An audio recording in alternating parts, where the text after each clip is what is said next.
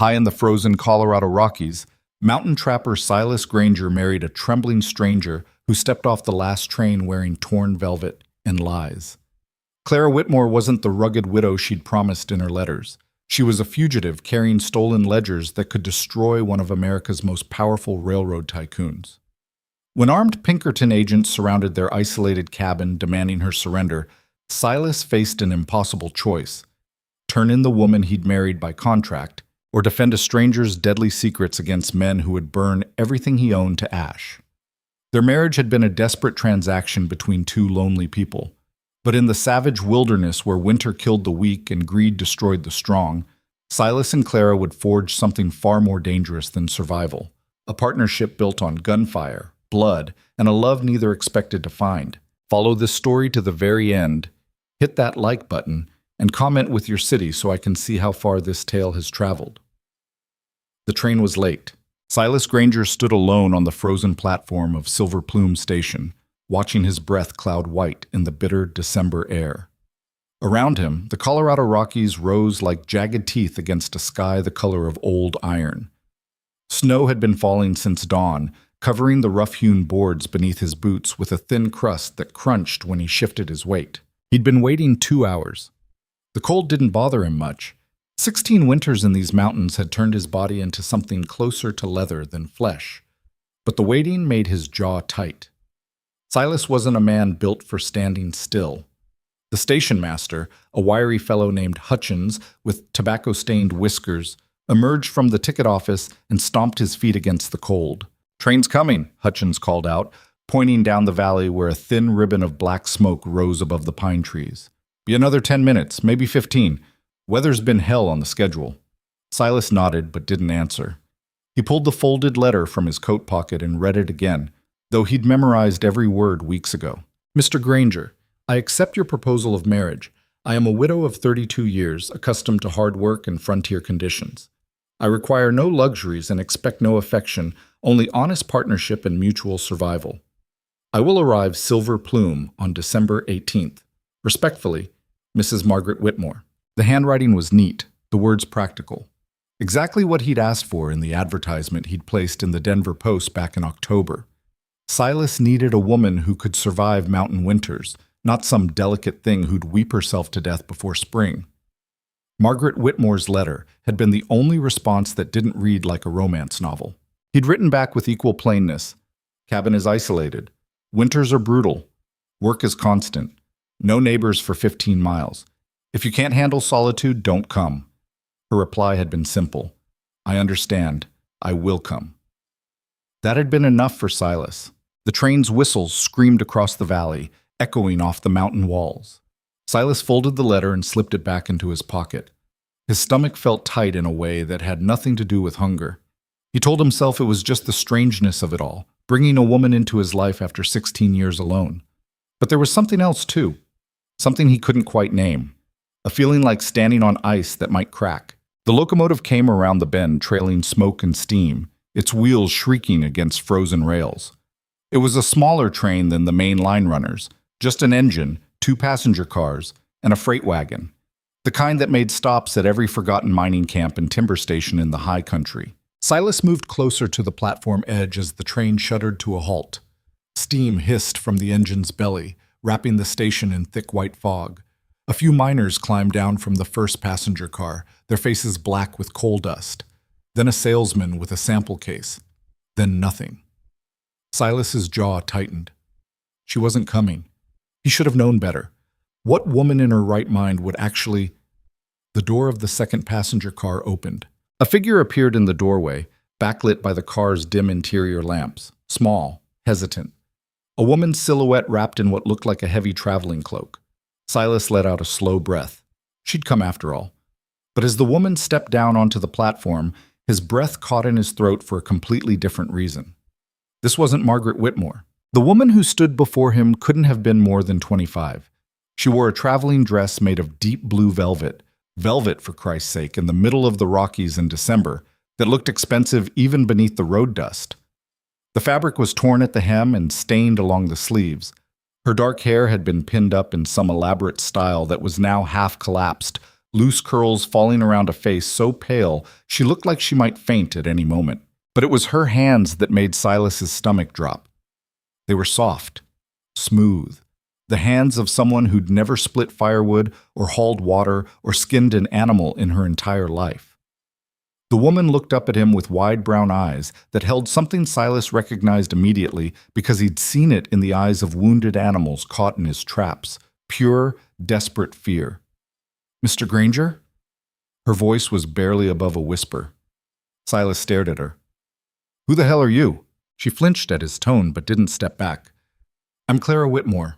We've been corresponding. I came for the marriage." "Like hell you're Margaret Whitmore." Silas's voice came out harder than he'd intended, loud enough that Hutchins and the miners turned to look. "Margaret Whitmore is 32 years old and a widow who knows how to work. You're neither of those things." Claire's face went even paler. "I never said my name was Margaret. I signed my letters Clara Whitmore. Your letters said you were 32, said you were a widow accustomed to frontier conditions." Silas pulled the letter from his pocket and shoved it toward her. "You wrote this." Clara looked at the letter, then back at his face. Her lips pressed into a thin line. "Yes, I wrote that. And it's true. I am accustomed to hard work. And I will—" "You're a goddamn liar." The word hit her like a slap. For a moment, Silas thought she might cry. But instead, something strange happened. Her shoulders straightened, her chin lifted. The fear in her eyes was still there, but something else rose beneath it, something stubborn and raw. "I didn't lie about what matters," she said quietly. "I can learn. I can work. I won't complain." "You won't last a week."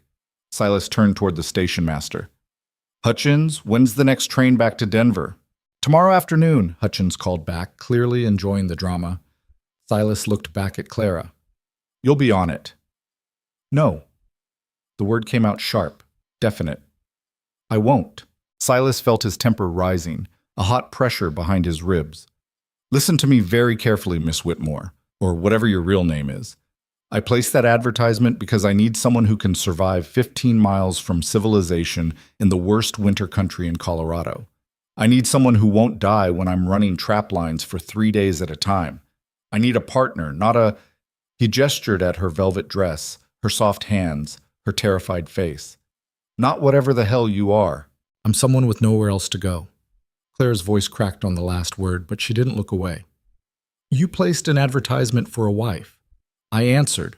We have an agreement. An agreement based on lies. An agreement based on need." She stepped closer, and Silas caught the scent of her, something floral and expensive that didn't belong anywhere near these mountains. "You need a wife. I need a husband. The marriage contract is legal. We exchanged letters of intent. I came in good faith." "Good faith?" Silas laughed, but there was no humor in it. "You lied about your age. You lied about being a widow. You sure as hell lied about being able to handle frontier conditions. That's not good faith, lady. That's fraud." Clara's hands clenched into fists at her sides. The movement made the torn velvet of her sleeves shift, and Silas caught a glimpse of something that made him pause. Bruises on her wrists. Old ones, faded to yellow and green, circling her skin like fingerprints. She saw him looking and quickly pulled her sleeves down. "I won't go back," she said, and this time her voice shook with something deeper than fear. "I can't. You can put me on that train tomorrow, but I'll just get off at the next stop and walk back. I'll sleep in the snow if I have to. I'll die out here if that's what happens. But I won't go back east." Silas studied her face. The fear was still there, but underneath it was something else. A kind of desperate determination that reminded him of the way trapped animals would chew off their own legs to escape. Whatever she was running from, it was bad enough that freezing to death in the Rockies looked like a better option. "What are you running from?" he asked quietly. Clara's jaw tightened. "Nothing that will follow me here." "That's not an answer." "It's the only answer I'm giving." They stared at each other.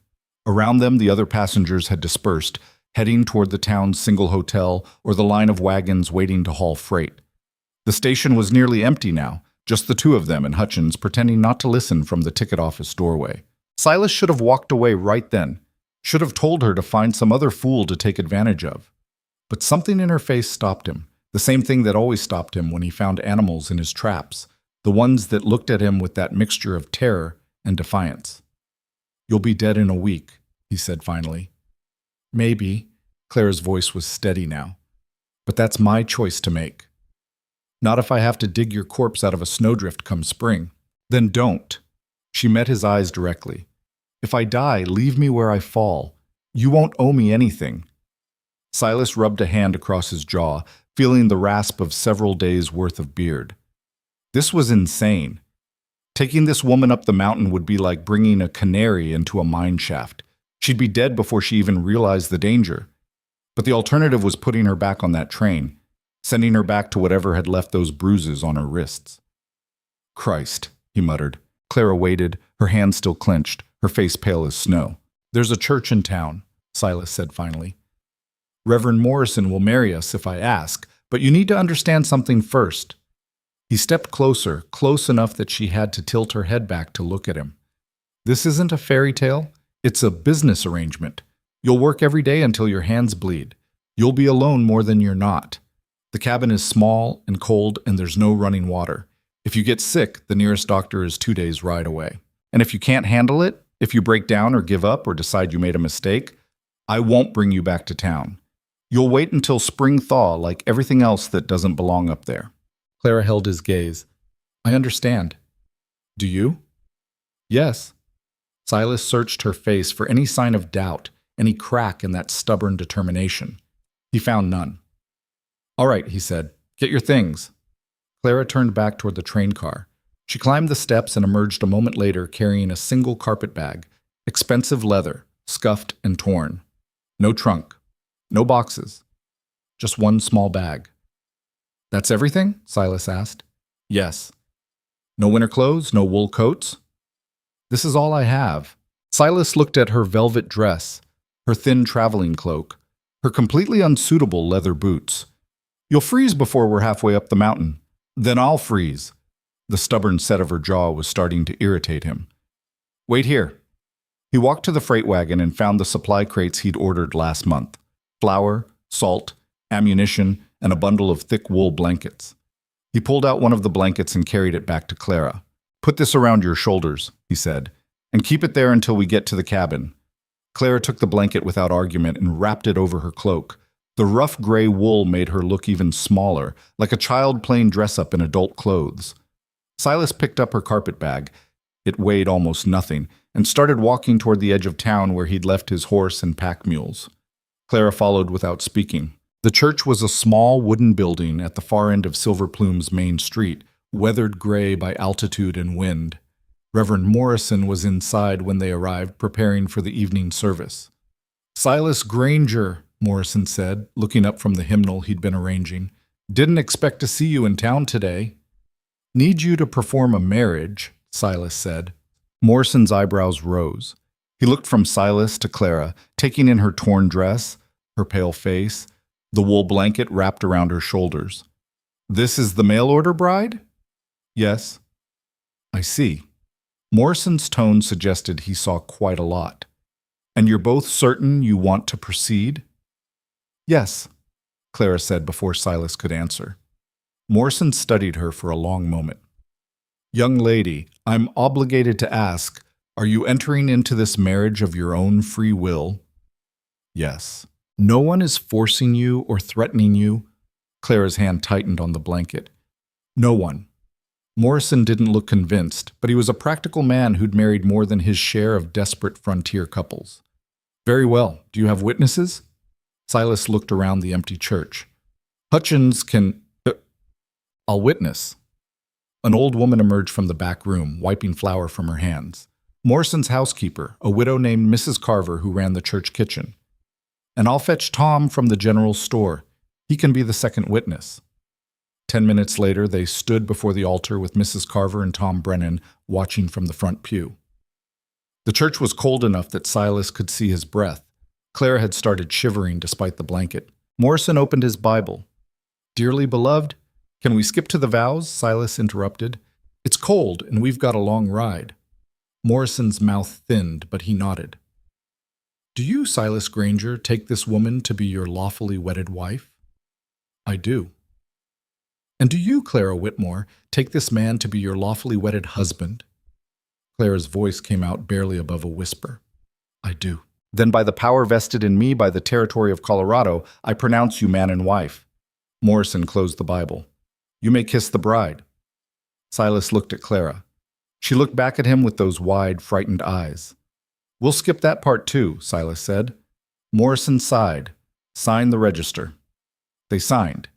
Mrs. Carver and Tom Brennan signed as witnesses. Morrison handed Silas a marriage certificate written in careful script. Congratulations, Morrison said, though his tone suggested he thought congratulations were premature at best. Outside, the snow had picked up. Fat white flakes fell thick enough to blur the mountains into gray shadows. Silas led Clara to where he'd tied his horse, a sturdy Morgan gelding named Buck, and the 2 pack mules loaded with supplies. Clara stared at the horse. I've never ridden before. You're not riding, Silas said. You're sitting behind me and holding on. Can you manage that? Yes. He swung up into the saddle, then reached down and pulled Clara up behind him. She weighed almost nothing, her arms wrapped around his waist, tentative and uncertain. Hold tighter than that or you'll fall off, Silas said. Clara's grip tightened. Silas kicked Buck into motion. The horse moved forward, the pack mules following on their lead ropes.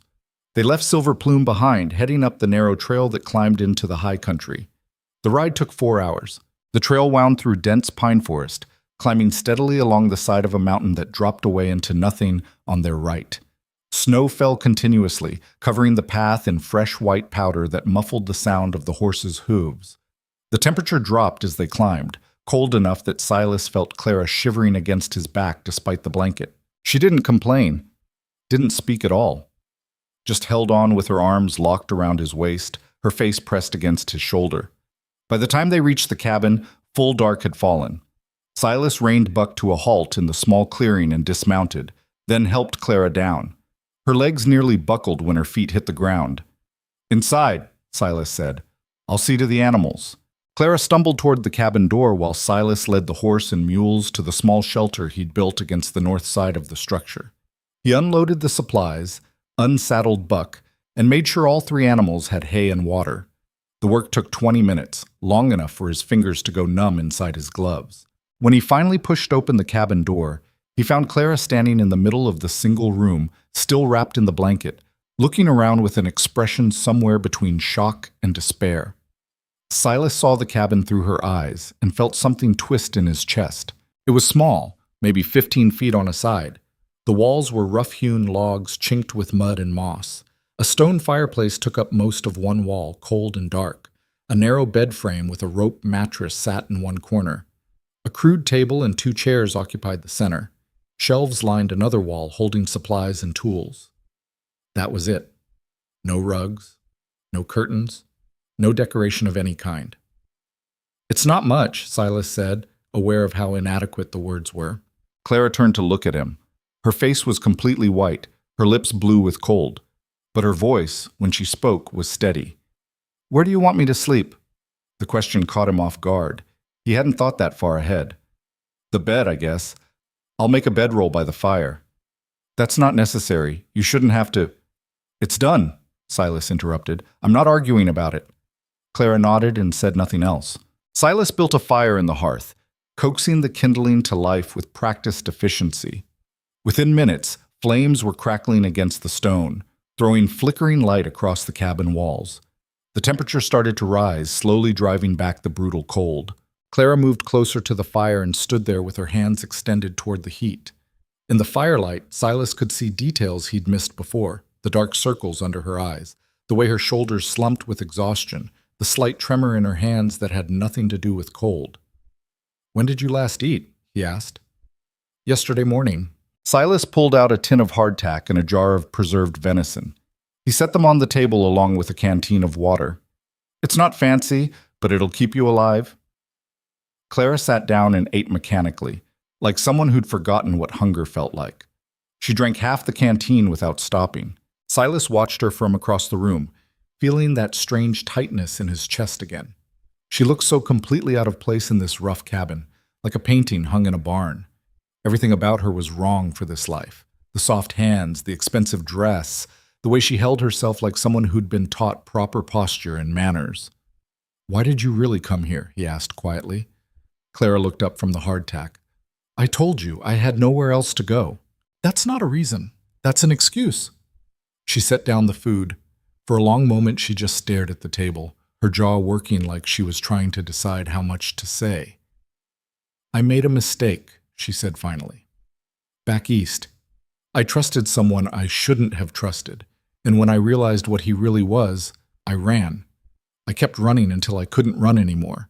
Your advertisement was the last one I answered before my money ran out." "Who was he?" "Someone powerful enough that geography is my only protection." "He hurt you." It wasn't a question. Clara pulled her sleeves down over her wrists, covering the faded bruises. "Yes." "He know you came here?" "No, I was very careful." Silas studied her face, looking for lies. He'd gotten good at reading lies over the years. Animals lied with their eyes, and people weren't that different. But all he saw in Clara's face was exhaustion and fear, and that stubborn determination that refused to break. "All right," he said. Clara blinked. "All right?" "I won't ask again. Your past is your business." He moved toward the door. "I'm going to check the trap lines tomorrow. I'll be gone 3 days, maybe 4. There's enough firewood stacked outside to keep the fire going if you're smart about it. Water's in the creek behind the cabin. You'll need to break the ice with the axe to get to it. Food's on the shelves. Don't go outside after dark, and don't wander away from the cabin. The wolves have been active this season." Clara's eyes widened. "Wolves?" "Gray wolves. Big ones. They won't come near the cabin as long as the fire's burning and you stay inside." "You're leaving tomorrow? Already?" "My traps don't check themselves. Winter's when I make most of my money. I can't afford to lose 3 days of pelts." "But I've never..." Clara's composure finally cracked. "I don't know how to do any of this. I don't know how to keep a fire going or fetch water or..." "Then you'll learn." Silas pulled a thick coat from the wall peg and shrugged into it. "Or you'll freeze. Either way, it's not my problem until I get back." The words came out harsher than he'd intended, but he didn't take them back. This woman had lied her way into his life, and now she wanted him to hold her hand through every difficulty? No.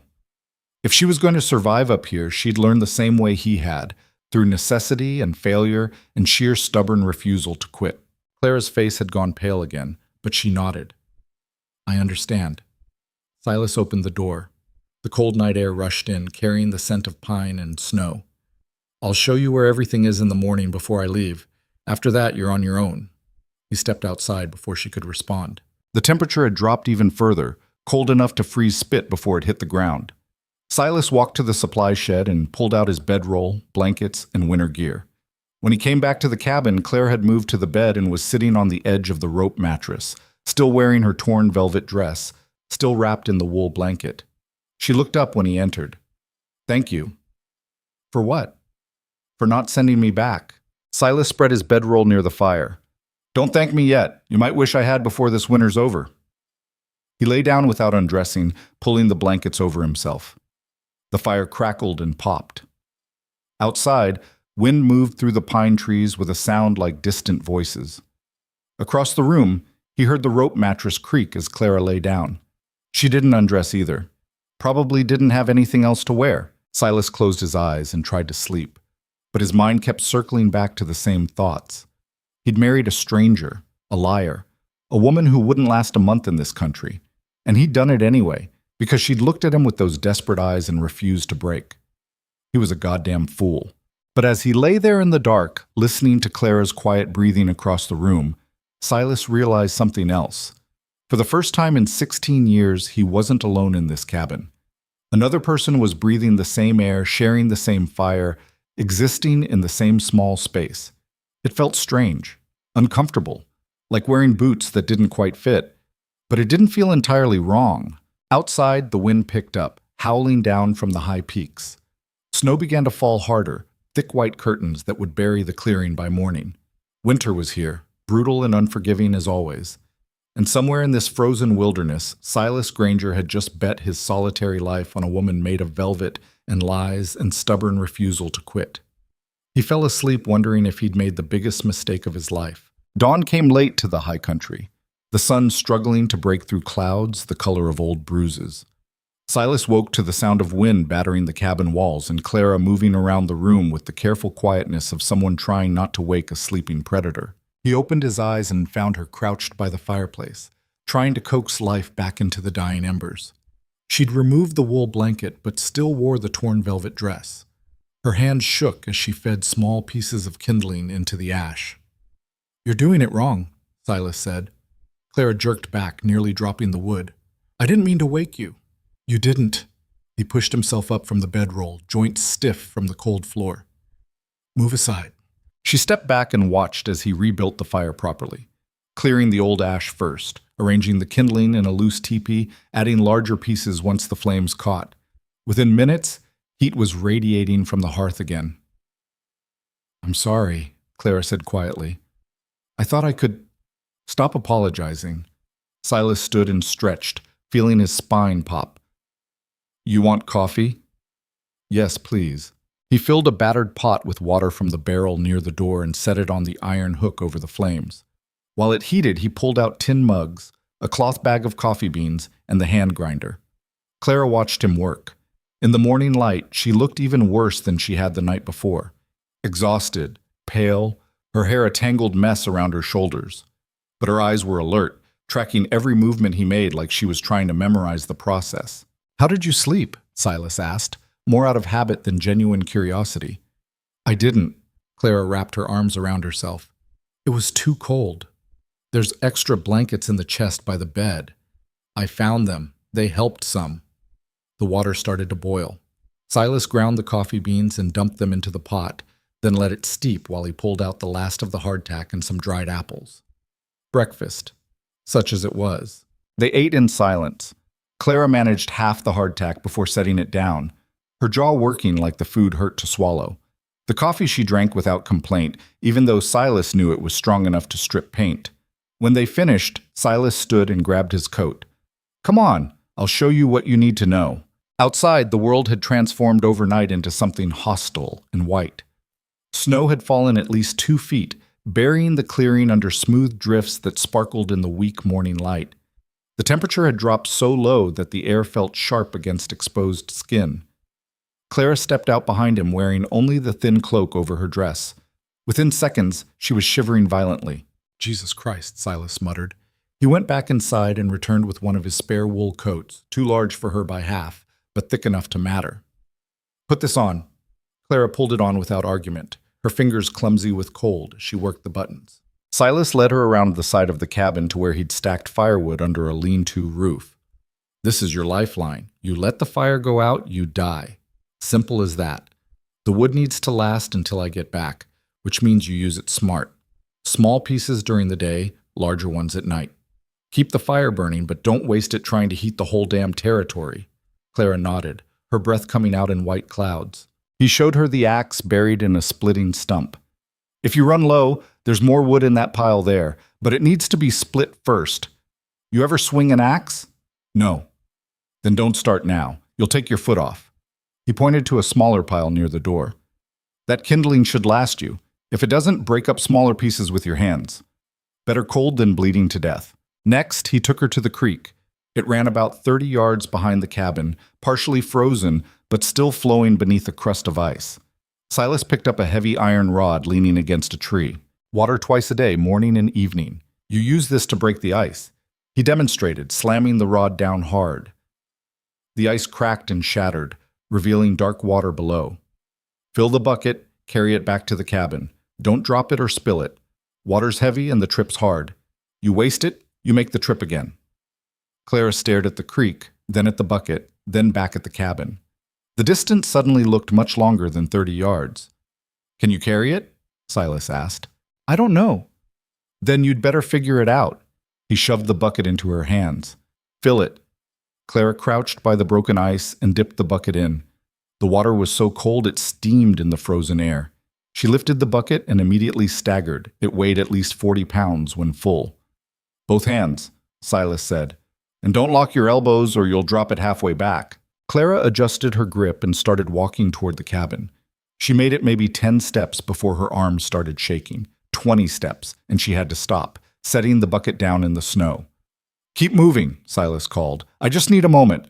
"You stop moving in this cold, you freeze. Pick it up." Clara grabbed the bucket and kept walking. Her face had gone red with effort, her breathing harsh and ragged, but she made it back to the cabin and set the bucket down by the door without spilling more than a cup or two. "Good enough," Silas said. "You'll do that every morning and every evening, no exceptions." He showed her the root cellar next, a small dugout beneath the cabin floor, accessed by a trapdoor near the bed. Inside were sacks of potatoes, turnips, dried beans, and smoked meat. Enough food to last one person through winter. For 2 people, it would run short by March. "Don't eat more than you need," Silas said. "And don't touch the meat unless you're actually hungry. That's for emergencies." "What counts as an emergency?" "You'll know." Back inside the cabin, Silas pulled his winter gear from the wall pegs: heavy coat, fur hat, thick gloves, snowshoes. He loaded his pack with supplies, ammunition, and the steel traps he'd cleaned and oiled last week. Clara watched from the table, her hands wrapped around a mug of coffee that had long since gone cold. "I'm leaving in 10 minutes, Silas said. "Anything else you need to know?" "How do I cook?" Clara asked quietly. Silas paused in the middle of checking his rifle. "What?" "I don't know how to cook, not over a fire like this. I've never—" She stopped, her jaw tightening. "I'll figure it out. The beans need to soak overnight before you boil them. The potatoes you can roast in the coals or boil. The turnips are the same. Don't eat anything raw or you'll spend the next day shitting yourself sick." Clara's face flushed, but she nodded. Silas slung the rifle over his shoulder and picked up his pack. At the door, he paused and looked back at her. She looked so small sitting at that table, wrapped in his oversized coat, her soft hands curled around the cold mug. Every instinct he had screamed that this was wrong, that leaving her alone would be the same as killing her. But he'd learned a long time ago that instincts lied. You couldn't survive the wilderness by protecting everything that looked vulnerable. Sometimes the only way something learned to survive was by facing the thing that scared it most. "Don't die," Silas said. Clara met his eyes. "I won't. And don't burn the cabin down." "I won't. If something goes wrong, if you get hurt or sick or the roof caves in, don't try to come find me. Stay put. I'll be back in 3 days." "All right." Silas opened the door and stepped out into the brutal cold. He didn't look back. The first day alone, Clara managed to keep the fire burning and fetch water twice without dropping the bucket. She counted that as a victory. The second day, she tried to cook beans and burned them so badly the pot was ruined. She ate raw turnip instead and spent the night with her stomach cramping. The third day, she ran out of kindling. Clara stood in the cabin doorway staring at the woodpile, trying to decide if she was desperate enough to risk the axe. The fire had burned down to coals again. Her fingers were so cold she could barely feel them. Outside, the temperature had dropped even further, the kind of cold that turned spit to ice and made breathing painful. She looked at the axe, then at the larger pieces of wood that needed splitting, then at her soft, useless hands. "Hell with it," she muttered. She pulled on the oversized coat and gloves and trudged through the snow to the splitting stump. The axe was heavier than she'd expected, the handle worn smooth by years of use. She set a piece of wood on the stump and raised the axe overhead. The first swing missed completely and buried the blade in the snow. The second swing hit the wood but bounced off without splitting it. The third swing split the wood, but the axe got stuck and she had to wrestle it free. By the 10th piece, her shoulders were screaming and her hands had blistered inside the gloves, but she had a pile of kindling large enough to last another day. Clara carried the wood inside, fed the fire, and collapsed onto the bed. Every muscle in her body hurt. Her hands throbbed. When she pulled off the gloves, she found blood seeping through the new blisters. She lay there shivering, wrapped in every blanket she could find, and wondered what the hell she'd been thinking coming to this place. Back east, she'd had servants to build fires, cooks to prepare meals, a warm house with carpets and paintings and windows that actually kept out the cold. She'd had music lessons and tea parties and a closet full of dresses that cost more than most people earned in a year, and she'd had Edgar Blackthorne. Clara's hands clenched into fists at the memory. Edgar Blackthorne, with his tailored suits and easy smile and the kind of charm that made everyone, including her, believe he was exactly what he appeared to be. A self-made railroad tycoon, a philanthropist, a man who'd pulled himself up from nothing through hard work and vision. She'd believed it all. right up until the day she'd found the ledgers. Clara had been Blackthorn's personal accountant for 2 years, managing his books and tracking his investments. She was good with numbers, always had been. Good enough that she'd noticed patterns others missed. Money flowing in strange directions, payments to men with no clear employment, land acquisitions that didn't match the public records. So she'd started digging, carefully, quietly, following the numbers deeper into Blackthorn's empire. What she found had made her physically sick. Edgar Blackthorn hadn't built his fortune through hard work. He'd built it on corpses. He'd hired mercenaries to drive settlers off land he wanted, bribed territorial officials to look the other way, burned out families who refused to sell, murdered at least a dozen men who'd tried to resist. The proof was all there in the ledgers, dates, amounts, names. A complete record of every crime Blackthorn had committed in the name of progress and profit. Clara had copied the most damning pages and run. She'd made it 3 days before Blackthorn's men caught up to her in a Chicago hotel. They dragged her to a warehouse and locked her in a room with Caleb Mercer, Blackthorn's head of security, a former Pinkerton agent who'd learned to love violence more than justice. Mercer had been methodical, professional. He'd asked where the ledgers were. She'd refused to answer. He'd hurt her until she'd almost broken. Almost. But then the warehouse had caught fire. An accident, probably. Some workers carelessly dropped lamp. And in the chaos, Clara had escaped. She'd run with nothing but the clothes on her back and the ledger pages sewn into the lining of her carpet bag. She'd kept running until she'd reached Denver with $7 and no options left. And then she'd seen Silas Granger's advertisement, seeking practical woman for marriage. Must be able to handle isolation and hard work. No romance expected. Apply by letter. It had looked like salvation. Now, lying in this freezing cabin with bleeding hands and an empty stomach, Clara wasn't sure what it looked like, but it wasn't salvation. The fire crackled. Wind howled down from the peaks. Clara closed her eyes and tried to sleep. On the 4th day, Silas still hadn't returned. Clara woke to find frost covering the inside of the cabin walls. The fire had died completely during the night. Her breath came out in white clouds. When she tried to stand, her muscles screamed in protest. She rebuilt the fire, her blistered hands clumsy on the kindling. It took 20 minutes to get flames going again. By then, she was shaking so hard her teeth chattered. Water. She needed water. Clara pulled on the coat and gloves and trudged out to the creek. The ice had thickened overnight, hard enough that it took a dozen strikes with the iron rod to break through. She filled the bucket and started back. Halfway to the cabin, she slipped on a patch of ice hidden beneath the snow. The bucket went flying. Water splashed across the white ground and started freezing almost immediately. Clara lay there in the snow, staring at the spilled water, and felt something break inside her chest. Not her body, something deeper. The last fragile piece of pride that had kept her spine straight and her jaw set. She was going to die here. Not today, maybe. Not tomorrow. But soon. She'd freeze or starve or make some stupid mistake that would kill her just as surely as Blackthorn's men would have. And Silas would come back to find her corpse frozen in the snow, and he'd probably just leave her there like he'd said. One more piece of wilderness debris to be buried by spring. Clara closed her eyes. The snow was cold against her cheek. It would be easy to just lie here, to stop fighting, to let the mountain win. But then she heard Silas's voice in her head. Don't die. Damn you, Clara whispered to the absent man. She pushed herself to her feet, picked up the bucket, and walked back to the creek. This time she made it to the cabin without falling. Silas returned late that afternoon with 3 mules loaded down with pelts, and the look of a man who'd been living rough for days. His beard was crusted with ice. His eyes were bloodshot from wind and cold. He smelled like smoke and animal blood and the deep wilderness. He found Clara inside the cabin, sitting at the table with her bleeding hands wrapped in strips torn from her petticoat. The fire was burning. The water barrel was full. The cabin was still standing.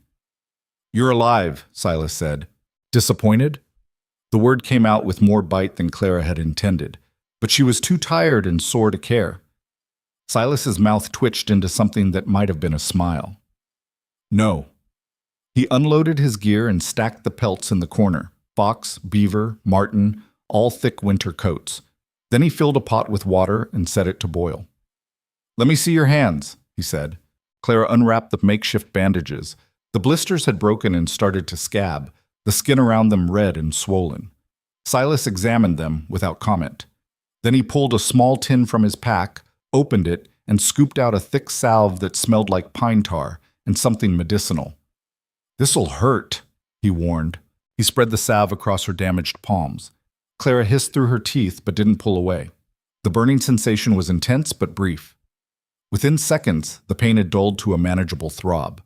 Silas wrapped her hands in clean strips of cloth from his pack. His movements were efficient, practiced, like he'd done this many times before. "You split that wood yourself?" he asked, nodding toward the kindling pile. "Yes." "I told you not to." "I didn't have a choice. It was that or freeze." Silas tied off the last bandage. "How many times did you almost take your foot off?" "3. Could have been worse." He stood and moved to the shelves, pulling down food supplies. "You eat anything besides raw turnip while I was gone?" Clara's face heated. "How did you—" "The ruined pot, and you look like hell." "Thank you.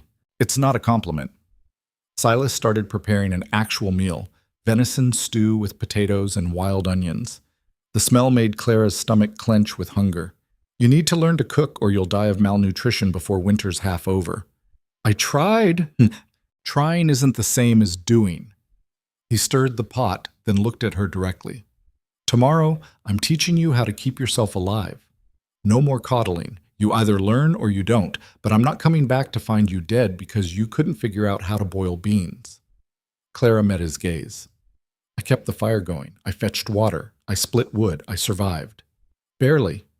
"Barely is enough." Silas studied her for a long moment. Something shifted in his expression. Not quite approval, but not contempt either. Recognition, maybe. Like he was seeing her properly for the first time. "Yeah," he said quietly. "I guess it is." They ate in silence. The stew was the best thing Clara had tasted in days, even though it was undersalted and the meat was tough. She ate 2 bowls and felt warmth spreading through her body for the first time since Silas had left. After dinner, Silas showed her how to properly care for the fire, how to bank the coals at night so they'd last until morning, how to tell when wood was dry enough to burn clean, how to use the damper to control heat. He showed her how to cook beans without burning them, how to test potatoes for doneness, how to make coffee that didn't taste like boiled dirt. Clara watched and listened and tried to memorize everything. Her head ached with the sheer volume of information. But she didn't complain. "You'll practice all of it tomorrow," Silas said, "and the day after, and every day until you can do it without thinking." "All right. And you're going to learn to shoot." Clara looked up sharply. "What?" "The rifle." Silas nodded toward the Winchester hanging on the wall. "You need to know how to use it. Winter's when the wolves get bold. They smell the animals and come looking for easy meat. You can't fight them off with an axe." "I've never fired a gun in my life." "Then it's time you learned." The next morning, Silas took Clara outside with the rifle and a box of ammunition. The sky was clear for the first time in days, the sun bright against the snow. The cold was still brutal, but without wind it felt almost bearable. "This is a Winchester Model 1873, Silas said, holding up the rifle. "Lever action, .44 40 caliber, holds 15 rounds. It'll stop anything from coyotes to bears if you put the bullet in the right place." He showed her how to load it, how to work the lever, how to aim down the sights. Then he set up a target, a piece of wood with a circle scratched into it, against a tree 50 yards away. "Show me," he said, handing her the rifle. The Winchester was heavier than Clara expected. She raised it to her shoulder the way Silas had demonstrated, trying to remember everything he'd said. "Breathe out slow and squeeze the trigger. Don't pull it," Silas instructed. "And brace yourself. The recoil will knock you on your ass if you're not ready." Clara aimed at the target and squeezed the trigger. The rifle roared. The recoil slammed into her shoulder hard enough to knock her back a step. The bullet didn't come anywhere near the target. "Again," Silas said. Clara fired again, and again, and again. By the 10th shot, her shoulder was bruised and her ears were ringing and she still hadn't hit the target. But she was getting closer. "Good enough," Silas said finally. "Keep practicing every day. I'll leave you a box of shells. Don't waste them, but don't be afraid to use them if you need to." "What if the wolves come while you're gone again?" "Then you shoot them." Silas took the rifle and started walking back to the cabin. Aim for the chest. Don't try for headshots, you'll just waste ammunition. And if there's more than 3, get inside and bar the door. Even wolves won't try to break through solid logs. Over the next 2 weeks, Clara learned more about survival than she'd learned about anything in her entire life. Silas taught her relentlessly, without patience or praise, how to read the weather by watching the clouds, how to tell if meat had spoiled, how to keep her feet dry in the snow, how to conserve body heat, how to recognize the signs of frostbite. He taught her which trees burned hottest and which ones sparked too much, how to sharpen a knife, how to mend torn canvas with an awl and wax thread, how to set a snare for rabbits. Clara failed at most of it. She cut herself learning to handle the knife, burned 3 more pots trying to cook, fell in the creek twice fetching water, shot at least 200 rounds before she finally hit the target. But slowly, painfully, incrementally, she started to get better. Her hands toughened and scarred. Her arms grew stronger from hauling water and splitting wood. Her aim improved until she could hit the target 4 times out of 5. She learned to cook edible meals and keep the fire burning through the night. And something else changed too. Something harder to name. Silas stopped looking at her like she was about to break. He stopped hovering when she went outside. He started leaving her alone for longer periods, half a day at first, then full days as he worked the trap lines closer to the cabin. And Clara stopped being quite so terrified every moment. The wilderness was still brutal, and the work was still endless, and the cold was still bone deep. But she was surviving it. Actually surviving it, not just barely clinging to life. One evening, 3 weeks after Clara's arrival, they sat at the table eating dinner, rabbit stew that Clara had cooked herself without burning. Outside, snow fell in thick curtains, burying the clearing under fresh white drifts. "You did good today," Silas said suddenly. Clara looked up, startled. It was the first time he'd offered anything resembling a compliment. "Thank you. The fire management especially. You're learning to read the weather." "I'm trying." Silas nodded and went back to eating. Silence settled over the cabin again, but it felt different somehow. Less hostile, almost comfortable. Clara watched him across the table, this hard, silent man who'd married a lying stranger and then taught her how to survive in a place that should have killed her. She still didn't know much about him, where he'd come from, why he lived alone in the mountains, what had made him into someone who could exist in such brutal isolation. But she was starting to understand him anyway, the way he moved through the cabin with unconscious efficiency, the way he noticed things without seeming to look directly at them, the way he trusted actions more than words. "Why did you really let me stay?" Clara asked quietly. Silas set down his spoon. "What?" "That first night. You could have put me on the train. You wanted to, but you didn't. Why?" Silas was quiet for a long time. The fire crackled. Wind rattled the shutters. "Figured you'd die either way," he said finally. "On the train or in the mountains. At least in the mountains, it'd be your choice." Clara felt something tighten in her throat. "That's not much of a reason." "It's the only one I've got." She studied his face, the hard lines, the weather-beaten skin, the eyes that had seen too much solitude. "You're not as cold as you pretend to be. Don't mistake practicality for kindness." Silas stood and carried his bowl to the wash bucket. "You survived 3 weeks. That doesn't mean you'll survive 3 months. Winter's just getting started." But Clara heard what he didn't say. That he'd given her a chance when he didn't have to. That he'd taught her instead of watching her fail. That somewhere beneath the rough exterior and harsh words, Silas Granger had decided she was worth the effort of keeping alive. It wasn't love. It probably wasn't even friendship. But it was something. That night, Clara lay in the narrow bed listening to Silas breathe near the fire. Outside, the blizzard raged with a sound like fury. The cabin creaked and groaned under the weight of snow and wind. But inside, the fire burned steady and warm. The food stores were still holding. The water barrel was full. And for the first time since stepping off that train, Clara felt something other than fear. She felt capable. The mountain hadn't broken her yet. Maybe it never would. January arrived with temperatures cold enough to freeze whiskey solid in the bottle. Clara woke one morning to find ice crystals spreading across the inside of the cabin walls like strange frozen flowers, beautiful and deadly. She lay under her pile of blankets, watching her breath fog white in the air. and realized she could no longer remember what warmth felt like. Silas was already up, feeding the fire with the methodical efficiency she'd learned to recognize. He moved quietly, but she'd become attuned to the sounds of the cabin, the creak of floorboards, the scrape of the poker against stone, the small noises that meant another day had started, whether she was ready or not. "Storm's coming," Silas said without looking at her. "Big one. Can you feel it?" Clara sat up, pulling a blanket around her shoulders. "How do you know?" "The air. It's too still, and the sky was red last night." He poured coffee into 2 mugs. "We need to bring in extra firewood and secure the animals. This one's going to last days." He was right. By noon, the sky had turned the color of old slate, and the first flakes began to fall. Not the gentle snow Clara had grown accustomed to, but hard pellets of ice that struck the cabin roof like thrown gravel.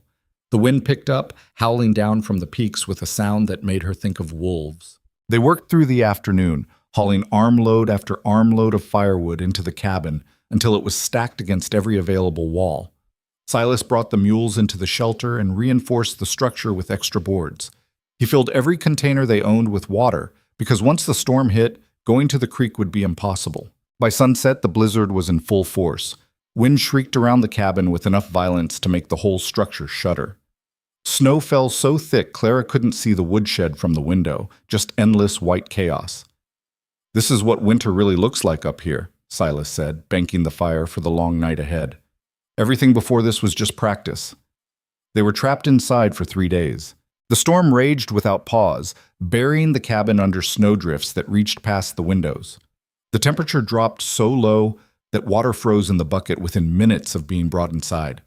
Clara and Silas took turns keeping the fire burning, feeding it constantly to hold back the cold that wanted to kill them. On the second day, something heavy hit the roof with enough force to shake loose a rain of ice crystals from the rafters. "Tree branch," Silas said, not looking up from the trap he was mending. "Happens every bad storm. Long as it doesn't punch through, we're fine. And if it does punch through, then we freeze to death a lot faster." His tone was matter-of-fact, like he was discussing the weather. Clara had learned that this was how Silas dealt with danger, by refusing to pretend it wasn't there. No false comfort, no reassuring lies. Just the truth, blunt and cold as the wilderness itself. On the 3rd day, the wind finally died.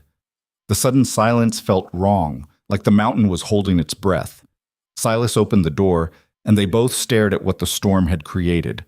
The world outside had been completely transformed. Snow had drifted against the cabin in waves that stood nearly 8 feet high. The clearing was gone, buried beneath smooth white expanse broken only by the dark shapes of buried trees. The sky was clear and brutally bright, the sun reflecting off all that snow with enough intensity to hurt the eyes.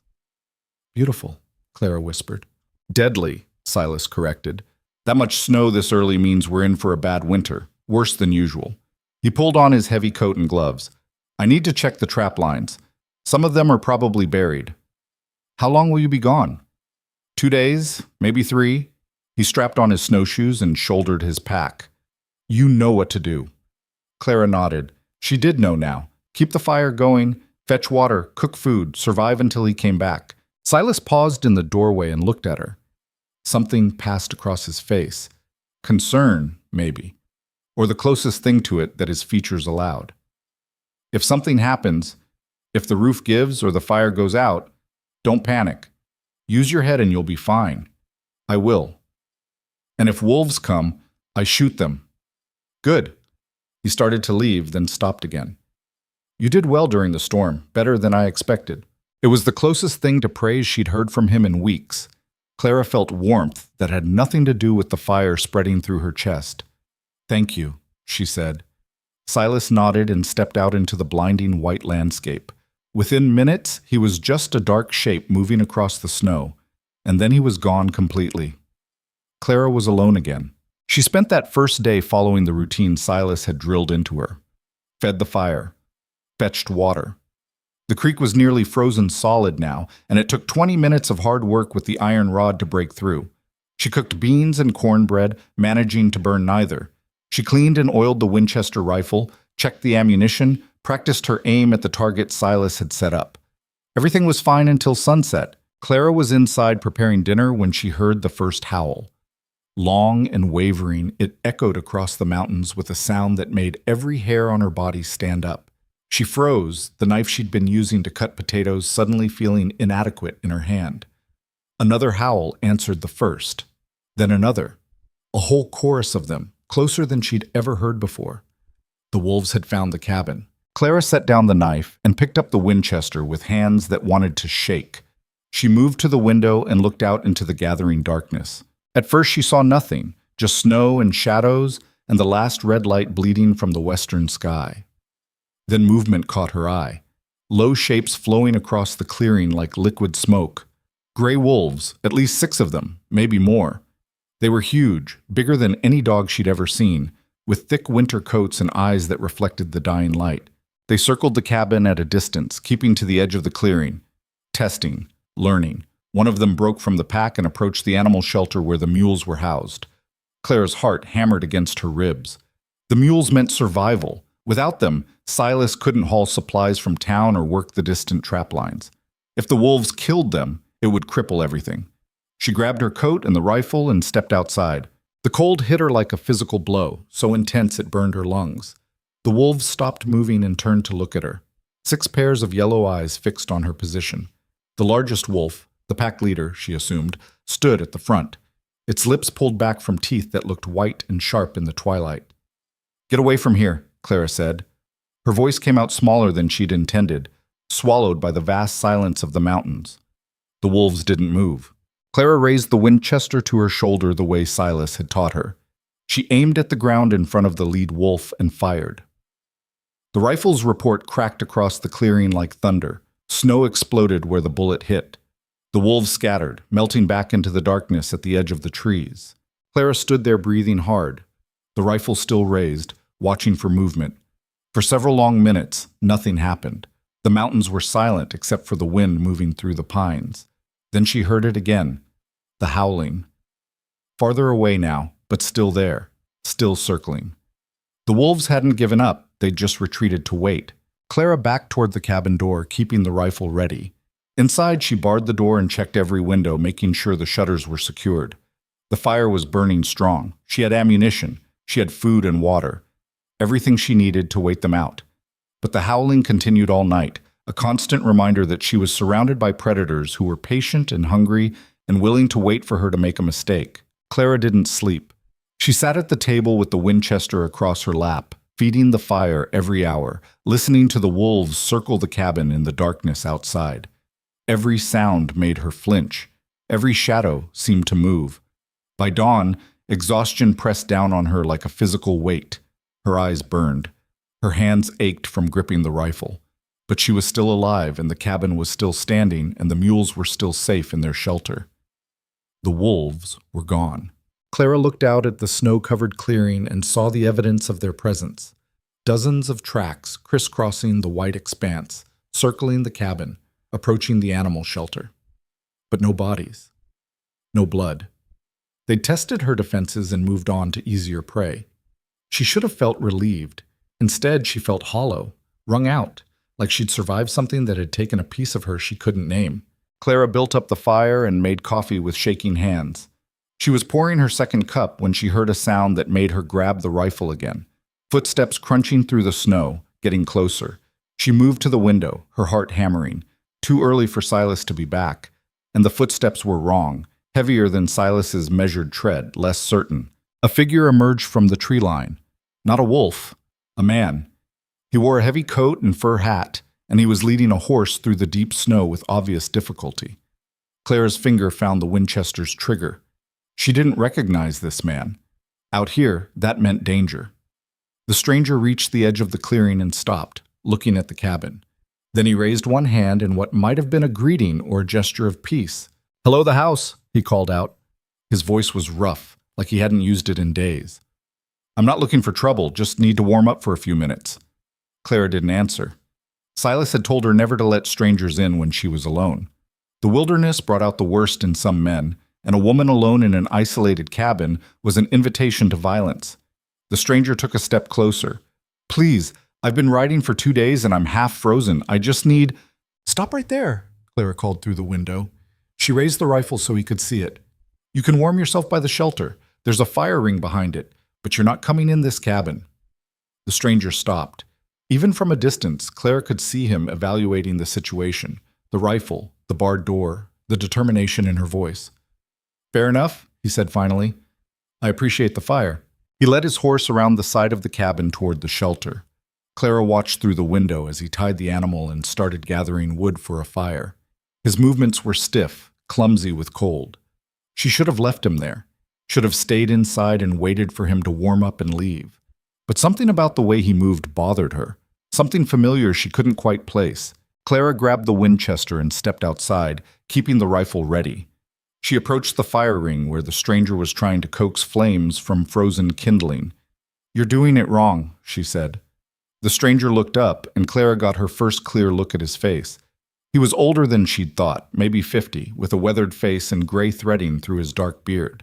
His eyes were bloodshot and exhausted, and she recognized him. Not personally, but she'd seen his photograph in the newspapers back east, seen his face in the crowd at one of Edgar Blackthorne's charity events.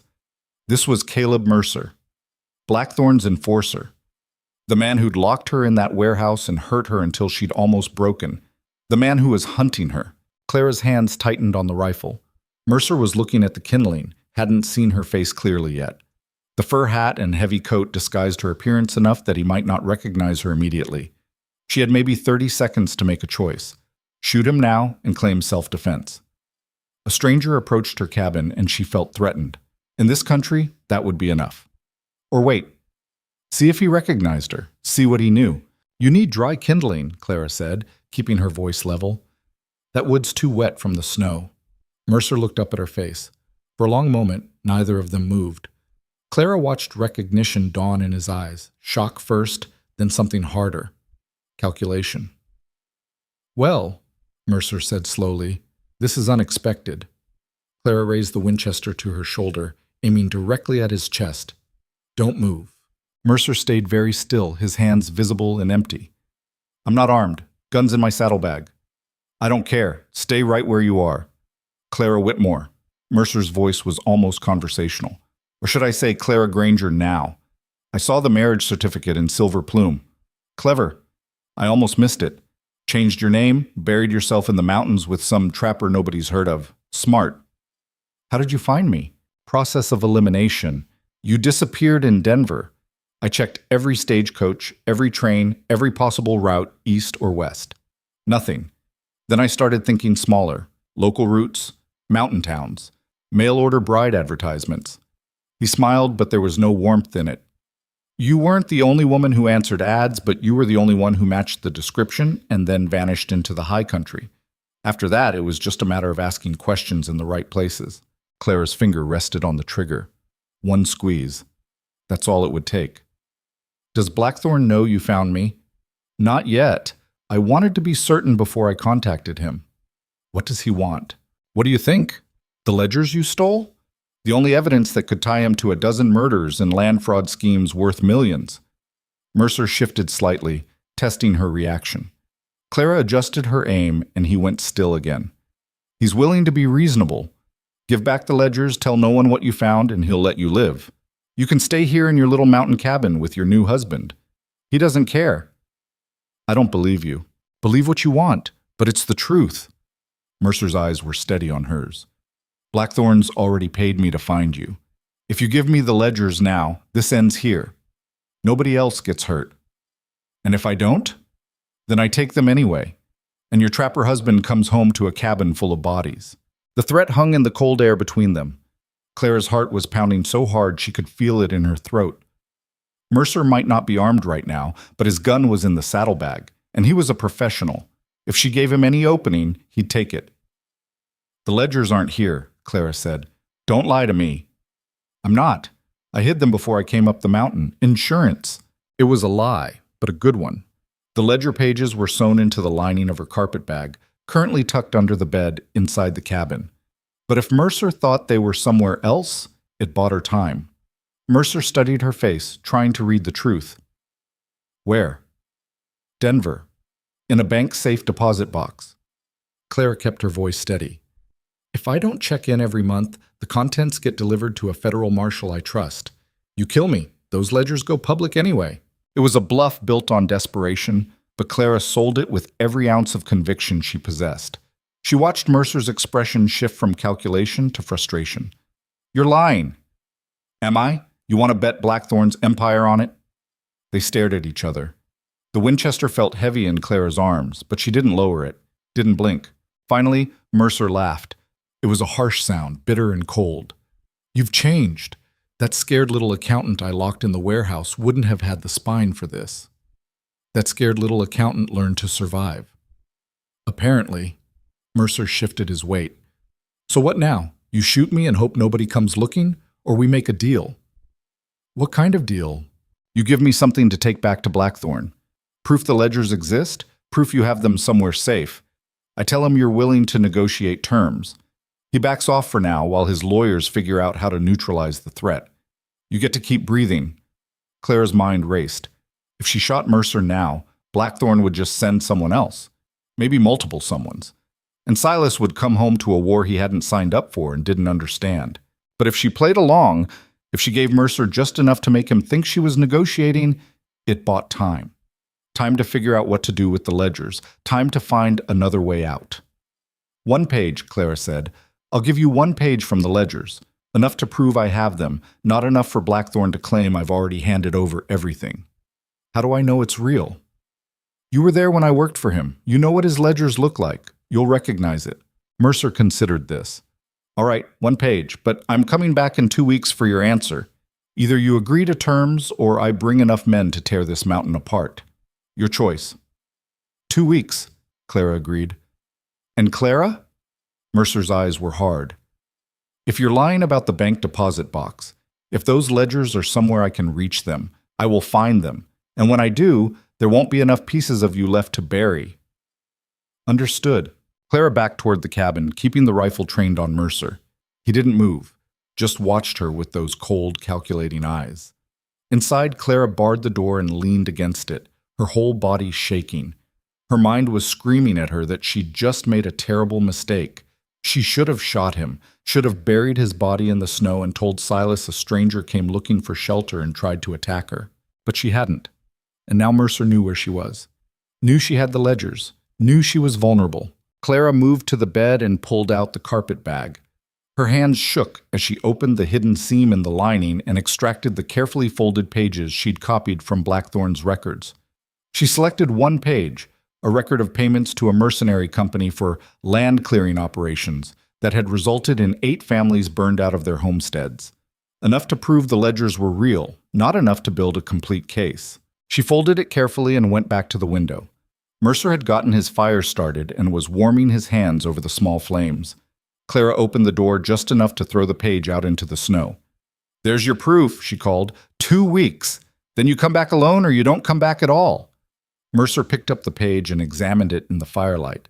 Clara saw his expression change as he recognized Blackthorn's handwriting, the coded notations she'd learned to decipher. 2 weeks, Mercer agreed. He folded the page and tucked it inside his coat. "Don't run. There's nowhere left to go."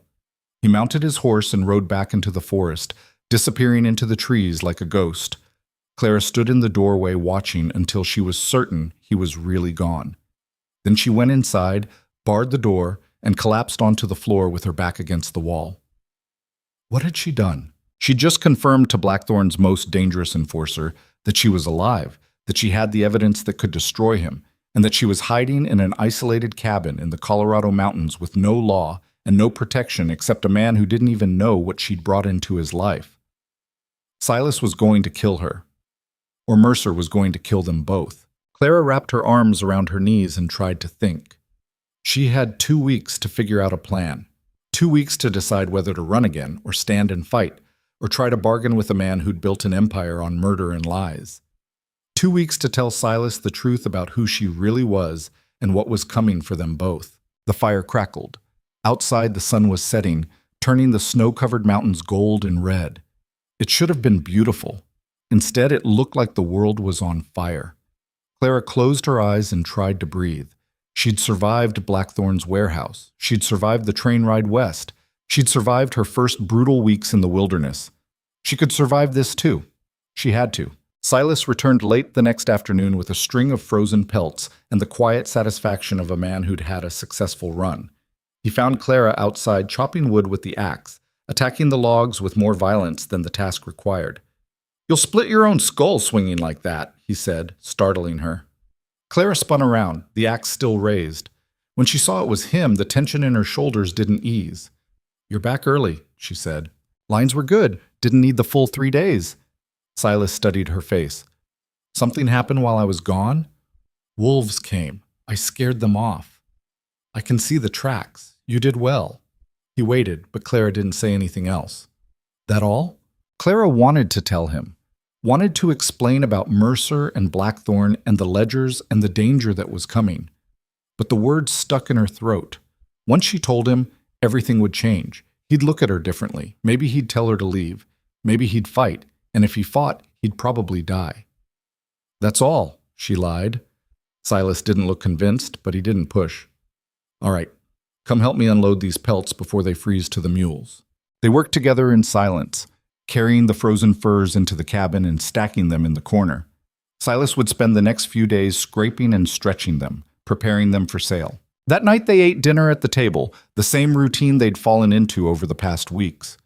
But Clara couldn't taste the food, couldn't focus on anything except the knowledge that in 2 weeks Mercer would come back. And when he did, the fragile peace she'd built in this mountain cabin would shatter like ice. "You're quiet," Silas said. Clara looked up. "Just tired." "The wolves scared you more than you're saying." "Maybe." Silas set down his spoon. "Clara, if something's wrong, I need to know. This country doesn't forgive secrets." She met his eyes across the table. For the first time since she'd arrived, Clara saw something in his face that looked almost like concern. Not the practical concern about whether she'd survive, but actual worry. Like maybe she'd become more to him than just a stranger he'd married out of obligation. That made what she had to tell him even harder. "There's something I need to explain," Clara said quietly, "about why I really came here, about what I'm running from." Silas leaned back in his chair, his expression carefully neutral. "I'm listening." Clara took a deep breath and started talking. She told him about Edgar Blackthorn, about the ledgers, about the warehouse and Caleb Mercer and the fact that she'd stolen evidence that could destroy one of the richest men in America. And she told him about yesterday, about Mercer finding the cabin, about the deal she'd made and the deadline she'd agreed to. When she finished, Silas sat very still. His face had gone hard as stone, his eyes unreadable. "So let me understand this," he said finally, his voice dangerously quiet. "You married me knowing you had a Pinkerton agent hunting you. You came to my cabin knowing you were bringing violence with you, and you lied about all of it." "Yes," Clara whispered. "And now this man Mercer is coming back in 2 weeks with enough hired guns to kill us both unless you hand over evidence of multiple murders." "Yes." Silas stood abruptly, his chair scraping against the floor. He walked to the window and stared out at the darkness, his hands clenched into fists. Clara waited, her heart hammering. This was it. He'd tell her to leave. He'd put her out in the snow and she'd deserve it. "You should have told me," Silas said without turning around. "I know. I could have—" He stopped, shook his head. "Doesn't matter now. It's done." "I'll leave," Clara said. "Tomorrow. I'll take the ledgers and go back down the mountain. You don't have to eat." "Shut up." Silas turned to face her. His expression wasn't angry. It was something else, something Clara couldn't quite read. "You're not leaving." "But Mercer will—" "I don't give a damn about Mercer." Silas crossed the cabin and stood in front of her. "You're my wife, legal and binding. That means what threatens you threatens me, and I don't run from threats." Clara stared at him. "You're going to fight?" "Hell yes, I'm going to fight." Something fierce and dangerous moved behind Silas's eyes. "You think I'm going to let some railroad thug come onto my land and threaten my household? He can bring an army if he wants. He's not taking you." "Silas, you don't understand. Blackthorn has money and connections, and I have 16 years of surviving country that kills men for making small mistakes. I have trap lines all over these mountains, and I know every trail, every ridge, every place where the snow drifts deep enough to bury a horse." Silas's voice was hard as iron. "Mercer wants a war? He'll get one, and he'll lose." Clara felt something break open in her chest. Not fear, not relief, Something bigger and more complicated. The sudden realization that this hard, silent man was choosing her, defending her, standing between her and the violence she'd brought into his life without hesitation or complaint. "Why?" she whispered. "Why would you do this for me?" Silas looked at her for a long moment. When he spoke, his voice was quieter. "Because you didn't quit. You could have, should have, but you stayed and you learned and you survived. That means something. It means I'm stubborn." "Yeah, you are." The corner of Silas's mouth twitched into something that might have been a smile. "Turns out I respect that." Clara felt tears burning in her eyes. She blinked them back hard. "I'm sorry I lied." "I know. I was afraid you'd send me away if you knew the truth." "I would have." Silas's honesty was brutal as always. "But that was before. Things are different now." "What changed?" Silas didn't answer right away. He walked to the fireplace and stared into the flames. "I've been alone a long time. So long, I forgot what it felt like to have someone else here. Someone to come home to. Someone who—" He trailed off, then shook his head. "Doesn't matter. Point is, you're here now. And I'm not letting some bastard from back east take that away." Clara stood and crossed to him. She stopped a few feet away, uncertain. They'd been living in the same small cabin for weeks, but had never touched except by necessity. His hand on hers when he'd bandaged them, her arms around his waist on the horse. Always practical. Never intimate. Now she reached out and placed her hand on his arm. Silas looked down at her hand, then up at her face. Something passed between them in that moment. Not love. It was too soon for that, too complicated. But understanding, partnership. The beginning of something that might become real if they survived long enough to let it grow. "We need a plan," Clara said. "Yeah, we do." Silas moved to the table and sat down. "Tell me everything you know about Mercer. How he works, what he's capable of. Every detail matters." Clara sat across from him and started talking. They spent the next 3 hours going through every piece of information she could remember. Mercer's tactics, his weapons, the way he thought, the way he hunted. By the time they finished, it was well past midnight. The fire had burned down to coals. Outside, the temperature had dropped so low the cabin walls groaned with cold. 2 weeks, Silas said. "That's not much time." "No, but it's enough." He stood and started gathering supplies, rope, wire, tools Clara didn't recognize. "We're going to turn these mountains into a trap, and when Mercer comes back, he's going to learn why you don't hunt people on their home ground." Clara watched him work. This man she'd married out of desperation, who'd somehow become her fiercest ally. She thought about the life she'd left behind, the elegant parties and expensive dresses and comfortable certainties. She didn't miss any of it. What she had now was harder, colder, more dangerous. But it was real, and she was going to fight for it with everything she had. The next morning, Silas woke Clara before dawn. Outside, the world was still dark, the stars bright and cold overhead. "Get dressed," he said. "We're starting now." They ate a quick breakfast of cold cornbread and coffee, then Silas led her out into the frozen clearing. The snow crunched under their boots, so cold it squeaked with each step. Clara's breath came out in white clouds that froze on her scarf. Silas had already laid out his equipment, coils of wire, metal stakes, his hunting traps, and several bundles of something wrapped in oilcloth that Clara didn't recognize. "First lesson," Silas said. "The mountain is your weapon if you know how to use it. Mercer's coming from lower elevation. He doesn't know these trails like I do. Doesn't know where the ice is thin or where the snow drifts deep enough to swallow a horse. We're going to use that." Over the next 12 days, Silas transformed the approaches to the cabin into a maze of carefully concealed traps and obstacles.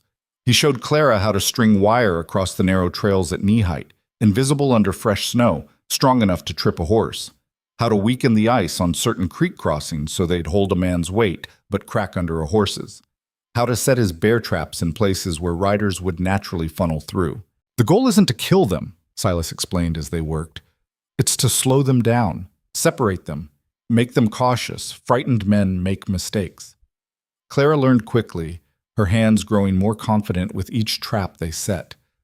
Silas taught her to think like a hunter, to look at the terrain and see the paths of least resistance, the places where men would naturally go when they didn't know better. On the 4th day, they rode out to the ridge overlooking the main trail from Silver Plume. Silas had Clara study the approach, memorizing every rock formation and tree. When they come, they'll come this way, he said. It's the only route that doesn't require technical climbing. See that narrow section between those two boulders? Clara nodded. That's a kill box. We'll have clear shots from here while they're squeezed through. If it comes to a fight, that's where we make our stand. You've done this before, Clara said quietly. Fought like this. Silas was silent for a long moment. Yeah. The war? Among other things. He didn't elaborate, but Clara saw something hard and distant move behind his eyes. I came to these mountains to get away from that kind of fighting. Figured I'd left it behind. Guess I was wrong. I'm sorry. Don't. Silas cut her off. I made my choice. Now we deal with what's coming. They rode back to the cabin as the sun was setting, painting the snow-covered peaks in shades of orange and red. Despite the beauty, Clara felt a growing knot of dread in her stomach. Every day that passed brought them closer to Mercer's return, closer to violence she'd invited into Silas's life through her own desperate choices. That night, Silas pulled out a wooden case Clara hadn't seen before. Inside were sticks of dynamite, carefully wrapped and stored. Left over from when I was doing some mining work, he said. Bought them off a prospector 5 years back. Never had cause to use them. Clara stared at the explosives. You're going to blow up the trail? Only if we have to, but I want the option. He closed the case. Tomorrow I'll show you how to set a charge, just in case.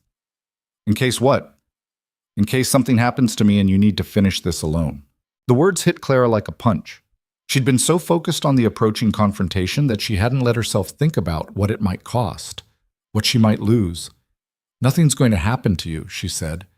Silas looked at her with something that might have been affection. You don't know that. Then we make sure it doesn't. Over the next week, their routine shifted. Mornings were spent maintaining the cabin and caring for the animals. Afternoons were dedicated to preparation, checking their ammunition supply, practicing with the rifles, reviewing their defensive positions. Evenings, they sat at the table and refined their plans, going through scenarios and backup strategies.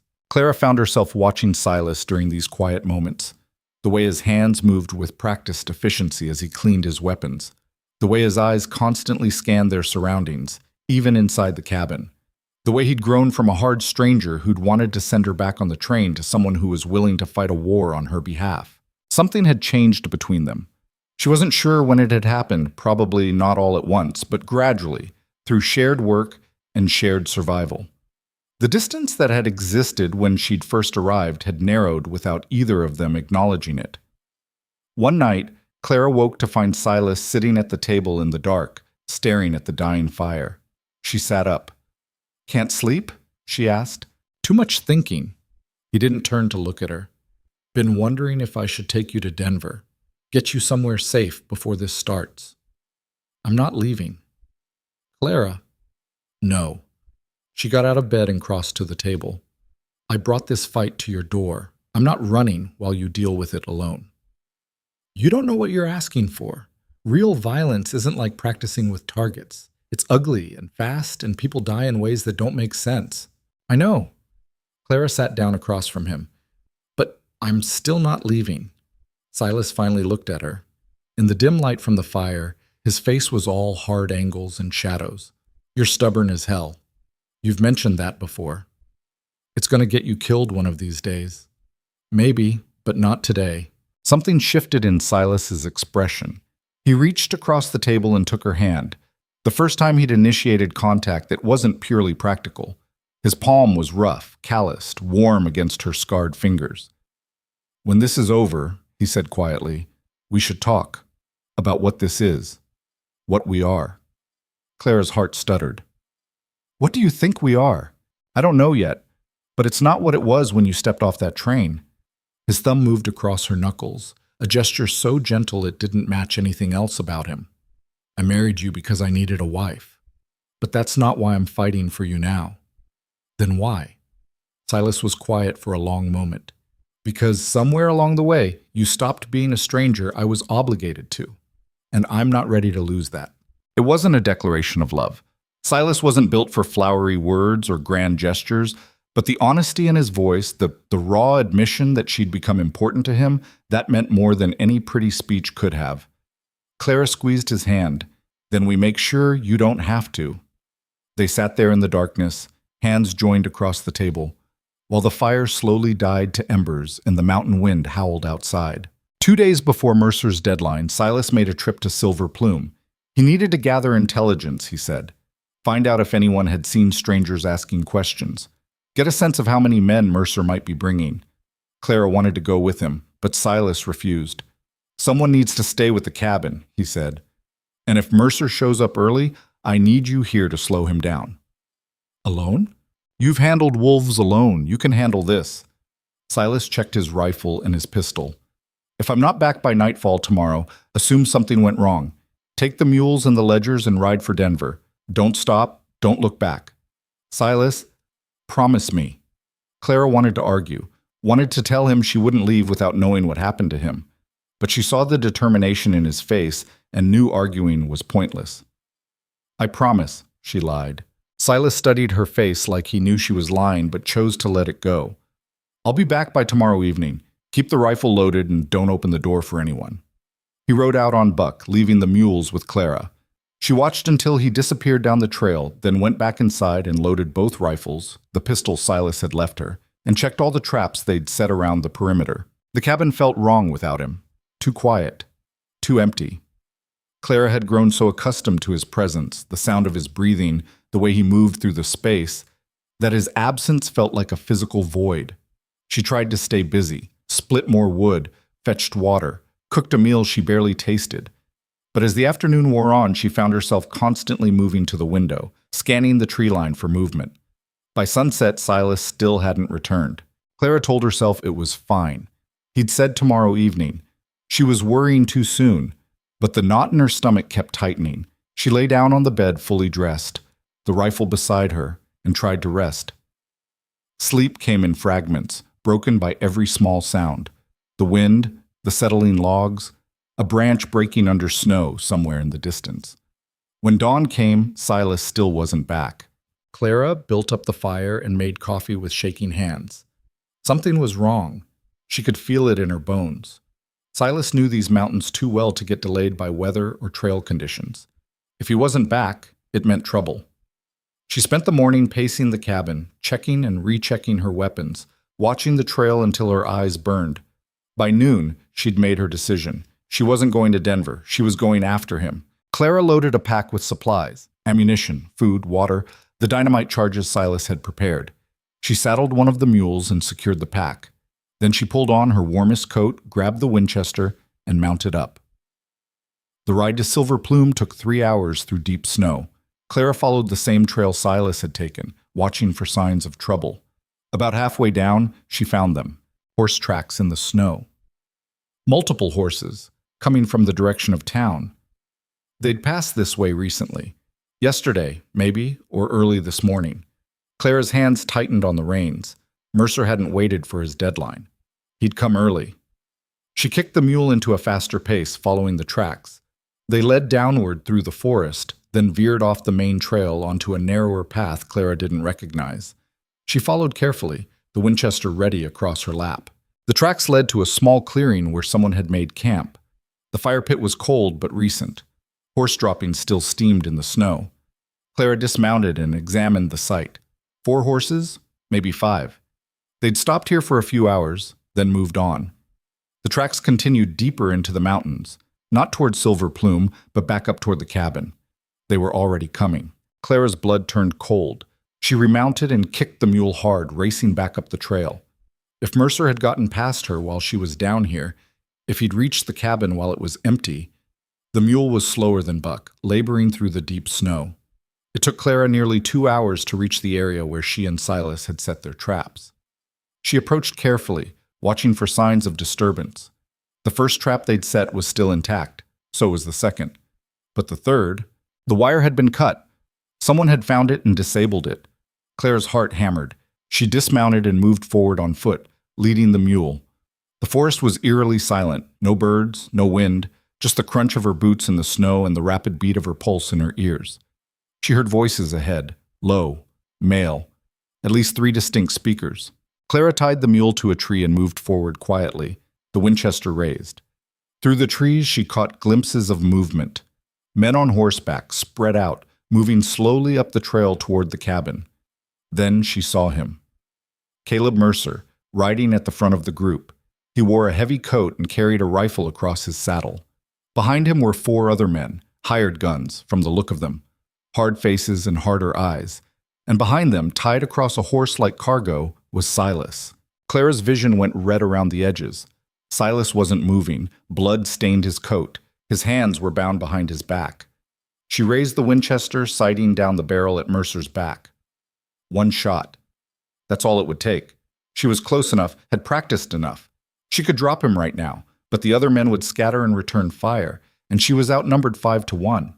And she didn't know if Silas was alive or dead, or if shooting Mercer would sign his death warrant. Clara lowered the rifle, her mind racing. She needed a plan. Needed to think like Silas had taught her. Use the terrain, create advantages, force the enemy into positions where numbers didn't matter. The ridge. The kill box Silas had shown her. If she could get there first, get into position, she'd have the high ground and clear shots at anyone trying to pass through that narrow section between the boulders. Clara backed away from the trail and ran through the forest parallel to Mercer's route. She knew a shortcut, a steep climb Silas had shown her that would cut 30 minutes off the journey. It was dangerous, especially in snow, but it was her only chance. She climbed fast, her lungs burning in the thin, cold air. Her boots slipped on ice-covered rocks. Twice she nearly fell, but she kept moving, driven by the image of Silas tied and bleeding across that horse. She reached the ridge 15 minutes before Mercer's group arrived. Clara took up position behind a fallen log that provided cover while giving her a clear view of the trail below. She checked her ammunition, 20 rounds in the Winchester, another 40 in her pockets. The pistol as backup, and 2 dynamite charges in her pack. It would have to be enough. The riders came into view below. Mercer in front, scanning the trail. The hired guns spread out behind him, and Silas still tied, still not moving. Clara waited until they entered the narrow section between the boulders, the kill box. All 5 men squeezed together on the trail, unable to spread out. Then she stood up and fired. The Winchester cracked like thunder. Her first shot took one of the hired guns in the shoulder, spinning him out of his saddle. The man hit the ground screaming. The other riders scattered, shouting, trying to control their panicked horses. Clara worked the lever and fired again, aiming for the horses now instead of the men. A horse went down, throwing its rider. Another bolted, carrying its rider back down the trail. Mercer dove from his saddle and took cover behind a boulder, his rifle coming up. He fired back, and Clara heard the bullet whine past her head close enough to feel the wind of its passage. She dropped behind the log as more shots came, splinters of wood exploding around her. The remaining hired guns had found cover and were returning fire. Bullets thudded into the log, into the snow around her position. Clara reloaded and rose just enough to fire again. She hit another man, shoulder or chest, she couldn't tell. He fell and didn't get up. 3 men down, Mercer and 1 other still fighting. Then she saw movement to her left. One of the hired guns had flanked her position, was climbing the ridge to get behind her.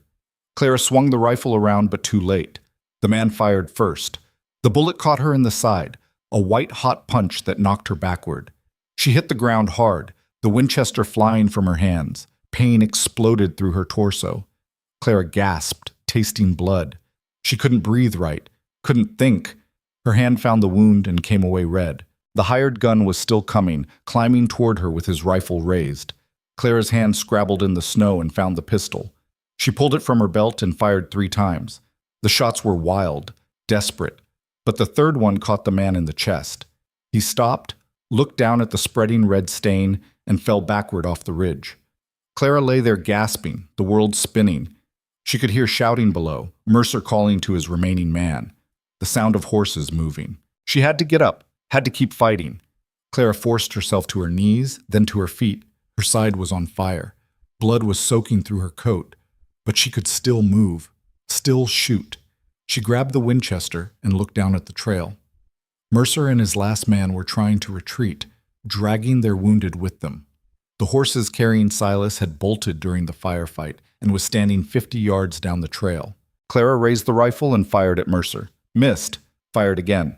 The bullet sparked off the boulder he was hiding behind. Enough, Mercer shouted up at her. I've got Granger.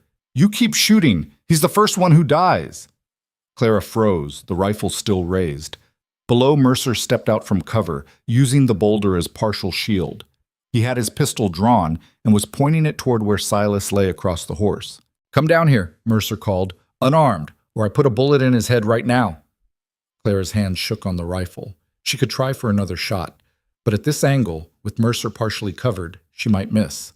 And if she missed, Silas died. She lowered the Winchester. I'm coming, she called back. Her voice sounded weak even to her own ears. Clara dropped the rifle and started down the slope, one hand pressed against the wound in her side. Each step sent fresh waves of pain through her body. The world kept tilting, her vision graying at the edges. She made it halfway down before her legs gave out. She fell, tumbling the last 20 feet and landing hard in the snow at the bottom of the ridge. Mercer was standing over her a moment later, his pistol aimed at her head. Stupid, he said. You could have walked away. Could have given me the ledgers and disappeared into whatever hole you crawled out of. But you had to fight. Clara spat blood into the snow. Go to hell. After you. Mercer cocked the pistol. Then Silas moved. Clara had thought he was unconscious, maybe dead, but Silas had been waiting, conserving his strength, looking for an opening, and Mercer standing over Clara with his back partially turned was all the opening he needed. Silas rolled off the horse despite his bound hands and slammed into Mercer's legs. Both men went down in a tangle. The pistol fired wild, the bullet disappearing into the trees. They fought in the snow, brutal and desperate. Mercer had his hands free, but Silas was bigger and driven by pure rage. He smashed his head into Mercer's face. Mercer's nose broke with a wet crunch. Mercer tried to bring his pistol around, but Silas twisted, getting his bound hands around Mercer's wrist. They rolled, grappling for control of the weapon. Clara dragged herself toward them, her hand finding the pistol she dropped. She raised it, trying to get a clear shot, but the men were moving too fast, locked together. Then Mercer's pistol fired. Both men went still. Well, for a horrible moment, Clara couldn't tell who'd been hit. Then Silas pushed himself up off Mercer's body. Blood was spreading across Mercer's chest, soaking into the snow beneath him. Mercer's eyes were still open, still aware. He tried to speak, but only blood came out. His hand scrabbled weakly at the wound, then went still. Silas stood over him, breathing hard. His face was battered, his coat soaked with blood, some his, some Mercer's. His hands were still bound. Clara found her knife and cut the ropes. Silas's wrists were raw and bleeding where he'd been struggling against them. You're shot, Clara said, seeing fresh blood on his shoulder. Grazed. I'm fine. Silas turned to look at her and his expression changed. Christ. Clara. I'm all right, she lied. The world was spinning faster now. She could barely stand. Silas caught her as her legs gave out. You're bleeding bad. We need to get you back to the cabin. The other men, dead or gone. Doesn't matter. Silas lifted her like she weighed nothing and carried her to Buck, who'd come back at the sound of gunfire. Stay with me. You hear me? Stay awake. Clara tried to answer, but the darkness was pulling at her, thick and heavy. The last thing she remembered was Silas's voice, rough with something that might have been fear, telling her to hold on just a little longer. Then nothing. Clara woke to firelight and pain. She was in the cabin, lying on the bed. Her side was bandaged with strips torn from what looked like one of Silas's shirts. The fire was burning hot, almost too hot. Every breath hurt. Silas was sitting beside the bed, his head in his hands. He looked like hell. His face was bruised and swollen, his shoulder wrapped in bloody bandages, his clothes still stained with dirt and blood. Silas, Clara whispered. His head snapped up. Relief flooded his face. You're awake. Thank Christ you're awake. How long? 2 days. You've been out for 2 days. He reached for a cup of water and helped her drink. Bullet went clean through. I got it cleaned and stitched, but you lost a lot of blood. Thought I was going to lose you. Clara tried to sit up and immediately regretted it. Silas's hands were gentle but firm, pushing her back down. Don't move. You'll tear the stitches. What happened? I got you back here, patched you up as best I could. The other 2 men from Mercer's group didn't come back, either dead or they ran. Silas's jaw tightened. Mercer's body is still out there. Frozen solid by now. I'll bury him when you're stronger. Clara closed her eyes. It was over. Mercer was dead. The immediate threat was gone, but the larger problem remained. Blackthorn will send more men, she said. Yeah, probably. Silas stood and moved to the window, staring out at the snow. Which is why we're not waiting around for them to show up. What do you mean? Silas turned to face her. Soon as you can travel, we're taking those ledgers to Denver. We're going to a federal marshal and we're handing over every piece of evidence you've got. Let the law deal with Blackthorn. He has connections, money, maybe, but he can't buy off everybody. And even if he does, at least the evidence will be public. Other people will know what he did. That's worth something. Silas crossed back to the bed. I won't live the rest of my life waiting for the next bastard with a gun to show up at my door. We end this now, properly. Clara looked at his battered face, at the determination in his eyes, and felt something warm spread through her chest despite the pain. All right, she said. We take it to Denver. Good. Silas sat down on the edge of the bed and carefully took her hand. But first you heal. I don't care if it takes a week or a month. You're not riding anywhere until you're strong enough. That could take a while. Then it takes a while. His thumb traced across her knuckles, the gesture achingly gentle. I almost lost you up on that ridge. I'm not risking it again. Clara squeezed his hand weakly. I'm not going anywhere. You better not. Silas's voice was rough. I'm getting used to having you around. Just used to it? Silas looked at her for a long moment. Then, slowly, he leaned down and pressed his lips to her forehead. It was the first time he'd kissed her, even in this chaste way. The warmth of it spread through Clara's whole body. More than used to it, Silas said quietly. A lot more. Clara wanted to respond, wanted to tell him that somewhere between the frozen train platform and this moment, she'd stopped seeing him as just a means of survival, that he'd become something essential, that the thought of losing him terrified her more than anything Blackthorn could send. But exhaustion was pulling at her again, dragging her back toward sleep. Rest, Silas said, seeing her eyes drooping. I'll be right here. Clara let herself drift, Silas's hand still holding hers, the fire crackling warm and safe, and the knowledge that for the first time in months, she wasn't facing the darkness alone. Outside, the mountain wind howled. Snow fell thick and steady, burying the evidence of violence under fresh white layers. The cabin stood solid against the cold, a small point of warmth and life in the vast frozen wilderness. And inside, two people who'd started as strangers bound by desperate necessity were becoming something else entirely. Something worth fighting for, something worth surviving for, something that might, if they were careful and lucky and brave enough to trust it, become love. Clara's recovery was slower than either of them wanted. The bullet wound had gone clean through, but infection was always the real danger in the high country, where even small injuries could turn fatal. Silas changed her bandages twice a day, cleaning the wound with whiskey that made Clara bite down on leather to keep from screaming. He boiled water constantly, kept the cabin spotless, and watched her like a hawk for signs of fever. For the first week, Clara could barely move without help. Silas had to support her when she needed to use the chamber pot, had to help her eat, had to carry her to the chair by the fire when lying in bed became unbearable. It was humiliating and intimate in ways their strange marriage had never been before. I'm sorry, Clara said on the 5th day, as Silas helped her back to bed after changing her bandages. For what? For being useless, for making you nurse me like a child. Silas settled her against the pillows with surprising gentleness. You took a bullet defending our home. That's not useless. I should have been more careful. Should have what? Let them kill me? Silas sat on the edge of the bed. You saved my life up on that ridge. You think I'm going to complain about changing a few bandages? Clara looked at his battered face. The bruises were fading to yellow and green, but his shoulder was still heavily wrapped where Mercer's bullet had grazed him. You got hurt because of me. I got hurt because I made choices, same as you. Silas stood and moved to the fire. Stop trying to carry blame that doesn't belong to you. We both fought. We both bled. We both survived. That's what matters. But Clara couldn't let it go that easily. Late at night, when the pain kept her awake, she replayed the confrontation in her mind.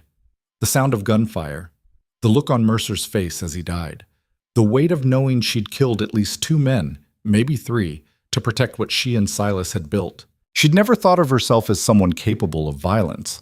Back in her old life, she'd been the quiet accountant who kept her head down and followed rules. The idea of pointing a gun at another human being would have horrified her. But she'd done it, and the thing that disturbed her most wasn't the killing itself. It was how little she regretted it. "Does it ever bother you?" Clara asked one evening as they sat by the fire.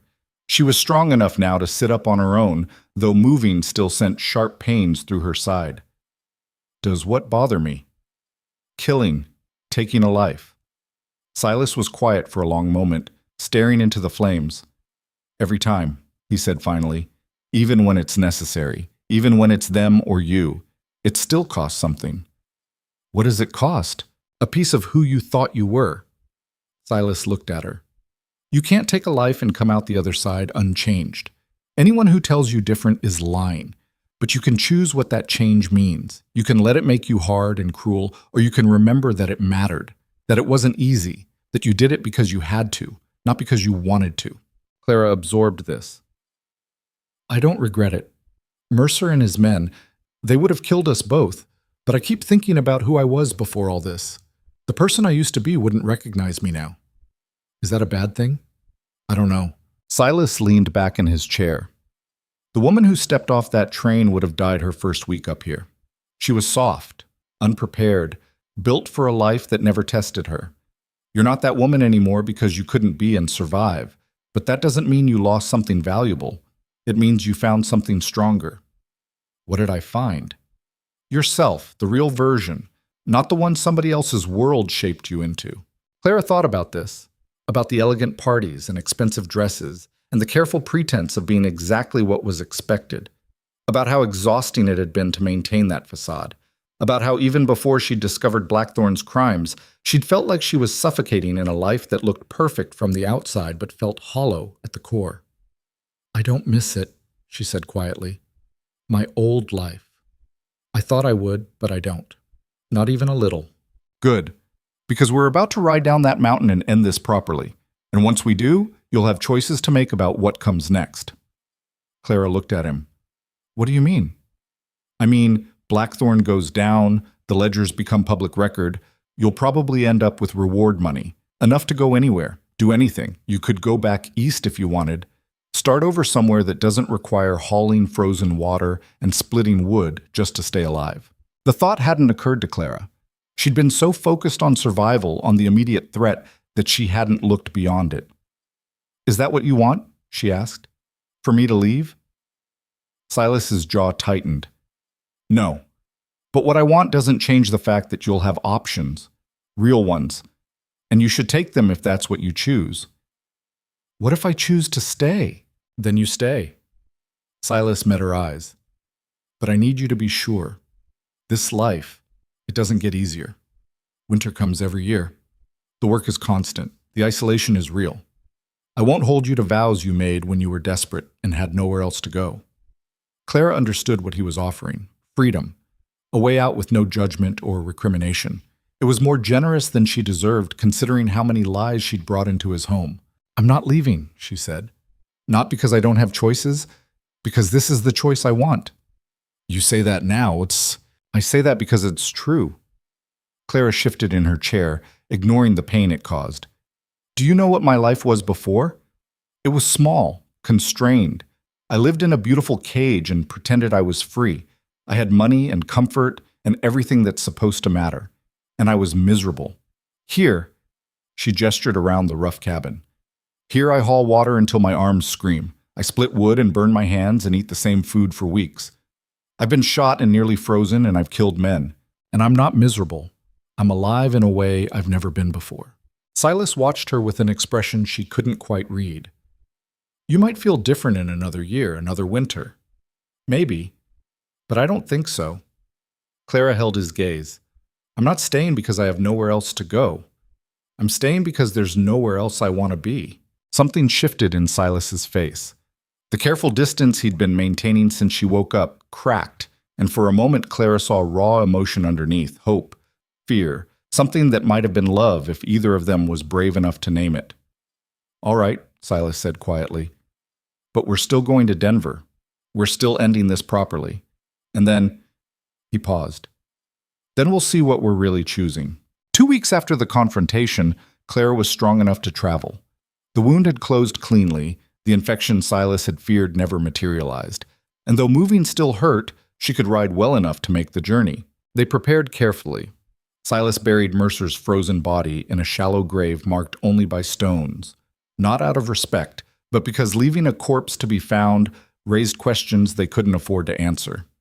He packed supplies for a week's travel and loaded the mules with pelts to sell in Denver. The money would help, though selling furs was just an excuse. The real cargo was the ledger pages Clara had kept hidden for so long. The morning they left, Clara stood in the cabin doorway, looking back at the small space that had transformed from a prison into something resembling home. The fire was banked, the supplies secured, everything left ready for their return. "You ready?" Silas asked, already mounted on Buck. Clara climbed onto her mule. Yes. They rode down the mountain as the sun climbed over the eastern peaks, turning the snow golden. The journey that had seemed impossibly hard when Clara first arrived now felt almost routine. She knew these trails now, knew where the ice was treacherous and where the snow drifted deep, knew how to read the weather and pace herself for the altitude. She'd earned this knowledge through failure and pain and stubborn refusal to quit. It was hers in a way nothing in her old life had ever been. They reached Silver Plume by mid-afternoon. The town looked exactly as Clara remembered. The weathered buildings, the frozen station platform, the mountains rising like walls on all sides. But she wasn't the same woman who'd stepped off that train 3 months ago. That woman had been desperate and terrified and completely unprepared for what was coming. Clara couldn't even remember what that kind of helplessness felt like anymore. They didn't stay in Silver Plume. Silas wanted to push on to Denver before word of Mercer's disappearance spread in ways that might complicate things. They rode through the night, stopping only to rest the animals, and reached Denver 2 days later as dawn was breaking over the plains. The city shocked Clara with its noise and crowds and the sheer density of buildings pressed together. After months of silence and space, Denver felt overwhelming, aggressive. Too much humanity crammed into too little room. Silas felt it too. She could see it in the way his shoulders tensed, the way his eyes constantly scanned for threats. He was a man built for wilderness, and civilization made him wary. They found a cheap hotel near the stockyards and took a room. Silas sold his pelts while Clara rested, then returned with enough money to cover their expenses and a name: Federal Marshal Thomas Brennan, who had a reputation for being honest and impossible to bribe. "You sure about this?" Silas asked that night as they prepared for the meeting. "Once you hand over those ledgers, there's no taking it back. Blackthorn will know you're the one who exposed him." "I'm sure." Clara had sewn the ledger pages into a new hiding place in her coat lining. "He already knows I have them. This just makes it official. He might still come after you. Money can buy a lot of revenge. Then let him try. I'm not running anymore." Silas nodded. "All right. We do this together." Marshal Brennan's office was in a brick building near the courthouse. He was a broad man in his 50s with iron-gray hair and eyes that missed nothing. When Silas and Clara explained what they had, Brennan listened without interrupting, his expression carefully neutral. "These are serious allegations," Brennan said when they finished. "Edgar Blackthorn is one of the wealthiest men in the territory. You're accusing him of murder, fraud, bribery. You understand what that means?" "I do," Clara said. She pulled the ledger pages from her coat and laid them on Brennan's desk. "And I have proof." Brennan examined the pages for a long time, his weathered face giving nothing away. Clara watched him read, her heart hammering. Everything depended on this moment. If Brennan was bought, if he dismissed the evidence, if he decided protecting Blackthorn was worth more than justice. "Where did you get these?" Brennan asked finally. "I worked for Blackthorn. I was his accountant. I found irregularities and started investigating. When I realized what he'd done, I copied the most damning evidence and ran." "And the man who came after you? Caleb Mercer?" "Dead. He tried to kill us both. My husband and I defended ourselves." Brennan's eyes shifted to Silas, taking in his hard face and scarred hands. "You kill him?" "Yes," Silas said without hesitation. "Self-defense?" "Yes." "Any witnesses?" "The 4 men he brought with him. 2 are dead, 2 ran. I doubt they'll come forward." Brennan leaned back in his chair. "This is going to get ugly. Blackthorn has powerful friends. Lawyers who will tear apart every detail. It'll take months, maybe years. And there's no guarantee we'll get a conviction even with this evidence. I know, Clara said, but it's still worth doing. Why? You could take this and disappear.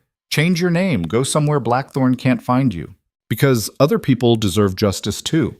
The families he destroyed, the settlers he murdered, they deserve to know the truth even if Blackthorn never sees the inside of a jail cell. Brennan studied her face for a long moment. Then he gathered up the ledger pages and locked them in a safe behind his desk. I'll need your full statement, he said. Everything you know about Blackthorn's operations, names, dates, amounts. It's going to take days. I'll give you everything I have. Good. Brennan stood and extended his hand. I can't promise you'll get the outcome you want, but I can promise I'll do this properly. No bribes, no backroom deals, just evidence and law. Clara shook his hand. That's all I'm asking for. They spent the next 4 days in Denver giving statements, answering questions, reviewing documents. Brennan was thorough to the point of obsession, verifying every detail Clara provided. He sent telegrams to other marshals requesting files on the incidents Clara had documented. He interviewed witnesses, tracked down survivors of Blackthorn's land grabs, built a case that went far beyond the ledger pages. On the 5th day, Brennan arrested Edgar Blackthorn at his Denver office. The news spread through the city like wildfire. The railroad tycoon in chains. The philanthropist exposed as a murderer. Headlines screamed about corruption and blood money and the dark underbelly of frontier progress. Clara read the newspapers in their hotel room and felt something complicated twist in her chest. Not satisfaction exactly. Not quite justice. Just the simple knowledge that the truth was out. That Blackthorn couldn't hide behind charm and money anymore. That people knew what he'd done. You all right?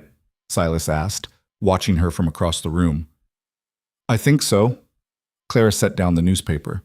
It feels strange, like I should feel more relieved than I do.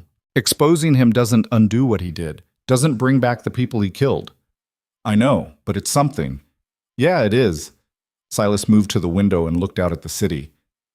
Brennan says there's going to be a trial, could take 6 months or more. He wants you to testify. I will.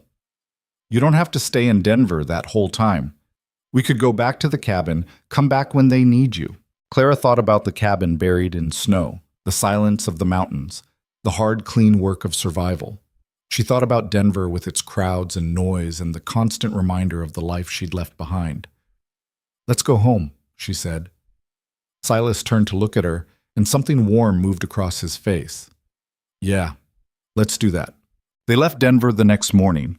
Clara felt lighter somehow, like she'd been carrying a weight she didn't realize was there until it was gone. Blackthorn was arrested. The truth was public. She'd done what she set out to do. The rest was up to courts and lawyers and systems she couldn't control. The ride back to the cabin took 3 days. They traveled slowly, stopping to rest more often than strictly necessary. It felt less like running toward something and more like choosing it deliberately. Clara found herself watching Silas as they rode, the way he sat easy in the saddle, the way he scanned the horizon constantly, the way he'd glance back to check on her without making it obvious. She'd married this man as a transaction, a desperate arrangement between two people who had nothing to offer each other except mutual survival. But somewhere between that frozen train platform and this moment, it had become something else, something neither of them had quite found the courage to name. On the second night, they made camp in a protected valley where a hot spring fed a small pool.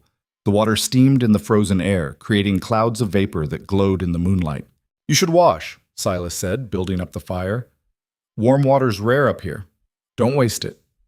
Clara hadn't bathed in anything except cold water and rough cloth for months. The idea of actual warm water felt impossibly luxurious. She stripped down to her underclothes and eased into the pool. The heat was almost painful at first, but then her muscles began to relax, the constant ache from the wound easing. She scrubbed the road dirt from her skin and hair, feeling human again for the first time in weeks. When she looked up, Silas was watching from beside the fire. Not leering, just watching with an expression she couldn't quite read. What? Clara asked. Nothing. Just, He paused. You're different than when you first came, stronger. Is that good or bad? Good.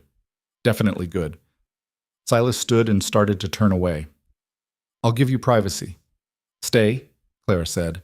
The word came out before she'd fully thought it through. Please. Silas stopped. Clara. We're married. We've lived in the same small cabin for months. We fought together and bled together and nearly died together, but we've never... She stopped, suddenly uncertain. We've never talked about what that means, what we are to each other. Silas was quiet for a long moment. Then he walked to the edge of the pool and sat down, his boots almost touching the water. I told you before, he said. When this started, I needed a wife, someone practical who could survive up here. That's all it was supposed to be. And now? Now it's not that simple. Silas looked at her directly. You became real to me somewhere along the way, not just a stranger I was obligated to keep alive, someone I... He stopped, jaw working like the words were difficult. Someone I care about, more than I expected to, more than I know what to do with. Clara's heart was pounding. I care about you too. I know. I can see it in how you look at me, how you stayed instead of running when you had the chance. Silas ran a hand through his hair. But I need you to understand something. I'm not easy to love. I'm hard and I'm silent, and I've spent too many years alone to be good at this. I won't write you poetry or tell you pretty things. I'll probably disappoint you in 100 small ways. I don't want poetry, Clara said. I want what's real, what's honest, and that's what you've given me from the start. Even when it hurt? Especially then. You never lied to me about how hard this would be. Never pretended the wilderness was anything except brutal and unforgiving. That honesty kept me alive. Silas studied her face. You really want to stay? Build a life up there? Yes. It won't be comfortable, won't be easy. I don't care. You say that now. I'll say it in a year, too, in 10 years, in 50. Clara moved closer to the edge of the pool. I'm not the woman who stepped off that train. She was looking for safety and protection and somewhere to hide. But I'm not hiding anymore. I'm choosing, and I choose you. I choose this. Even knowing how hard it is, especially knowing how hard it is. Silas reached out and touched her face, his rough palm gentle against her cheek. You're stubborn as hell. You've mentioned that. And brave. Braver than you think you are. I learned from you. No, that was always there. You just didn't know it yet. Silas leaned down and kissed her. It was nothing like the chaste kiss he'd given her forehead weeks ago. This was real and deep and full of everything neither of them had been brave enough to say out loud. When they finally broke apart, Clara was breathless. Come here, she said, tugging at his sleeve. Into the water? I'm fully dressed. Then get undressed. Silas laughed, an actual laugh, rare and genuine. Yes, ma'am. He stripped down and slid into the pool beside her. They washed each other's wounds, gentle and careful. Silas traced the scar on her side where the bullet had torn through. Clara examined the half-healed graze on his shoulder, evidence of the violence they'd survived together. We're a mess, Clara said. Yeah, we are. Silas pulled her close, and Clara rested her head against his chest, listening to the steady beat of his heart. But we're alive. That counts for something. They stayed in the pool until the water began to cool, then dressed and slept wrapped together in blankets by the fire. It was the first time they'd shared real intimacy, and it felt right in a way Clara couldn't explain, like pieces fitting together that had always been meant to align. They reached the cabin the next afternoon. Snow had drifted against the door, but everything was exactly as they'd left it. Silas cleared the entrance while Clara started a fire. Within an hour, the cabin was warm, and the coffee was brewing, and it felt like they'd never left. Over the next weeks, they fell back into their routines with one crucial difference. The distance that had existed between them was gone. They talked more, touched more, existed together instead of in parallel. Clara learned the stories behind Silas's scars. He learned about her childhood, her family, the gradual suffocation she'd felt in her old life. Spring came slowly to the high country. The snow began to melt in March, revealing the brown earth beneath. Streams swelled with runoff, birds returned. The world that had been frozen and hostile started to soften. In April, a writer came with a message from Marshal Brennan. The trial was scheduled for June. Blackthorn's lawyers were fighting hard, but the evidence was solid. Brennan was confident they'd get a conviction. Clara and Silas rode down to Denver in May. The journey that had seemed so difficult in winter was almost pleasant now, the trails clear and the weather mild. The trial lasted 3 weeks. Clara testified for 2 days, walking the jury through every detail of what she'd discovered, every crime Blackthorne had committed. His lawyers tried to discredit her, paint her as a disgruntled employee with an agenda. But the ledgers were undeniable. The evidence was overwhelming. The jury found Edgar Blackthorne guilty on 14 counts of murder, fraud, and corruption. He was sentenced to life in a federal prison in Kansas. Outside the courthouse, reporters swarmed Clara with questions. How did she feel? Was she satisfied with the verdict? What would she do now? "I'm going home," Clara said simply. "Where's home?" She looked at Silas standing a few yards away, waiting patiently. The mountains. The railroad companies Blackthorne had defrauded offered Clara a reward, $20,000 for her role in exposing the corruption. It was more money than she'd ever imagined having. "What do you want to do with it?" Silas asked that night in their hotel room. Clara had been thinking about this. "Half goes to the families Blackthorne destroyed. Brennan can distribute it. They deserve compensation. And the other half? We use it to improve the cabin. Maybe add another room, buy better equipment, set aside some for emergencies." She looked at him. "Unless you object. It's your money. You decide." "It's our money. We're partners, remember?" Silas smiled. "Yeah, we are." They returned to the mountains in June with supplies purchased from Clara's reward money. New tools, better cookware, glass windows to replace the shutters, lumber to expand the cabin. Over the summer, they built an addition that doubled the living space. It wasn't luxurious, but it was solid and warm and theirs. Clara planted a garden in the clearing, coaxing vegetables from the rocky soil. Silas taught her to hunt, and by August she could bring down a deer at 100 yards. They worked their trap lines together, splitting the labor and the profits. In September, Clara realized she was pregnant. She told Silas one evening as they sat on the new porch he'd built, watching the sun set over the peaks. "You're sure?" he asked. "Pretty sure. I haven't had my courses in 2 months." Silas was quiet for a long time. Then, "How do you feel about it?" "Terrified, excited, both?" Clara took his hand. "What about you?" "Same. I never thought—" He stopped. "I never thought I'd have a family. Figured I'd die alone up here eventually." "Well, you're not alone anymore. And you're not dying, not if I have anything to say about it." Silas squeezed her hand. "We'll need to be more careful. Pregnancy in the high country is dangerous. Everything in the high country is dangerous. We'll manage." And they did. That winter was hard, but they'd learned how to survive hard things. Clara's belly grew round and heavy. Silas fussed over her in ways that would have seemed impossible when they first met. He insisted she rest more, work less, stay close to the cabin.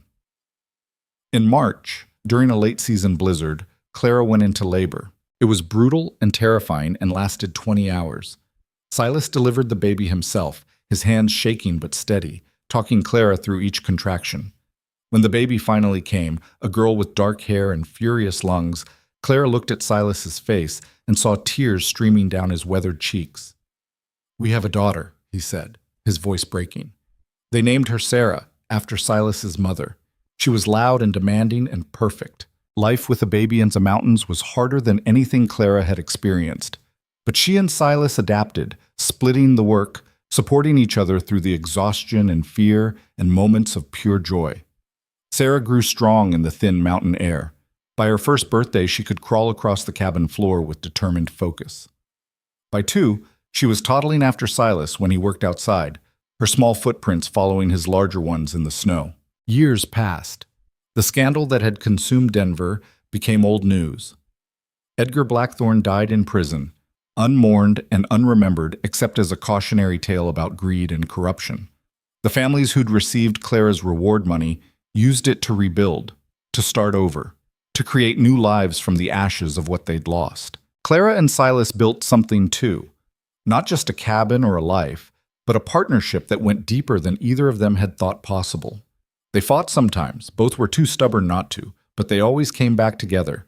They learned to communicate in the shorthand of people who'd survived impossible things side by side. Some winters were brutal, some summers were lean. Sarah was joined by a son 2 years later, then another daughter. The cabin expanded again, Rooms added as the family grew. Clara never went back to Denver except when necessary. The mountains had claimed her the same way they'd claimed Silas. She learned to read weather patterns, track animals, survive conditions that would have killed her younger self a dozen times over. People who knew her story sometimes asked if she regretted her choice, if she missed the comfort and safety of civilization. Clara always answered the same way. I'm not safe here. I never will be. But I'm free. And that's worth more than safety ever was. Because that was the truth she'd learned in the frozen Colorado Rockies, that comfort and safety were prisons of their own kind. That real freedom meant choosing your own hard path instead of accepting an easy one someone else had laid out for you. She'd left behind wealth and status and every material comfort to haul water and split wood and raise children in a place that demanded everything she had. And she'd never been happier. Silas felt it too. The hard mountain man who'd wanted to send her back on the first train had been transformed by love and partnership into something softer without losing his essential strength. He laughed more, talked more, let himself be vulnerable in ways he'd never allowed before Clara. One evening, 15 years after Clara had first stepped off the train in Silver Plume, they sat on the porch watching their children play in the clearing. Sarah was 17 now, tall and strong and fierce. Their son Marcus was 15, quiet like his father. Little Emma was 10, all wild energy and curiosity. You ever regret it? Silas asked. Marrying a stranger? Coming up here? Clara looked at him. Gray threading through his dark hair now, new lines around his eyes, the same steady strength that had first made her feel safe. Not once, she said. You? Never. Silas took her hand. You saved my life, you know. Not just on that ridge. Before that. I was dying up here, just too stubborn to admit it. You gave me a reason to be alive again. We saved each other, Clara said. That's what partnerships are. They sat in comfortable silence as the sun set behind the peaks, painting the sky in shades of gold and crimson. The life they'd built wasn't perfect. It was hard and demanding and would never get easier. But it was real. It was theirs. It was worth every moment of struggle.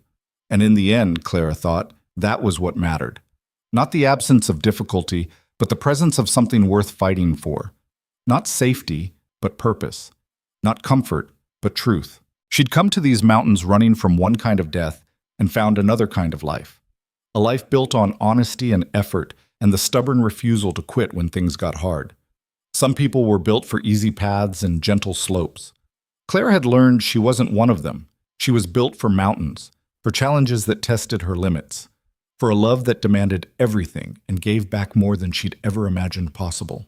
The wilderness had nearly killed her a dozen times, but it had also taught her who she really was beneath all the layers of expectation and fear. And that person, scarred and strong and unafraid to fail, was someone Clara had learned to love, not despite the hardship, but because of it. Because growth didn't happen in comfort. It happened in the cold and the dark, and the moments when you wanted to quit but chose to keep going anyway. That was the lesson of the mountains.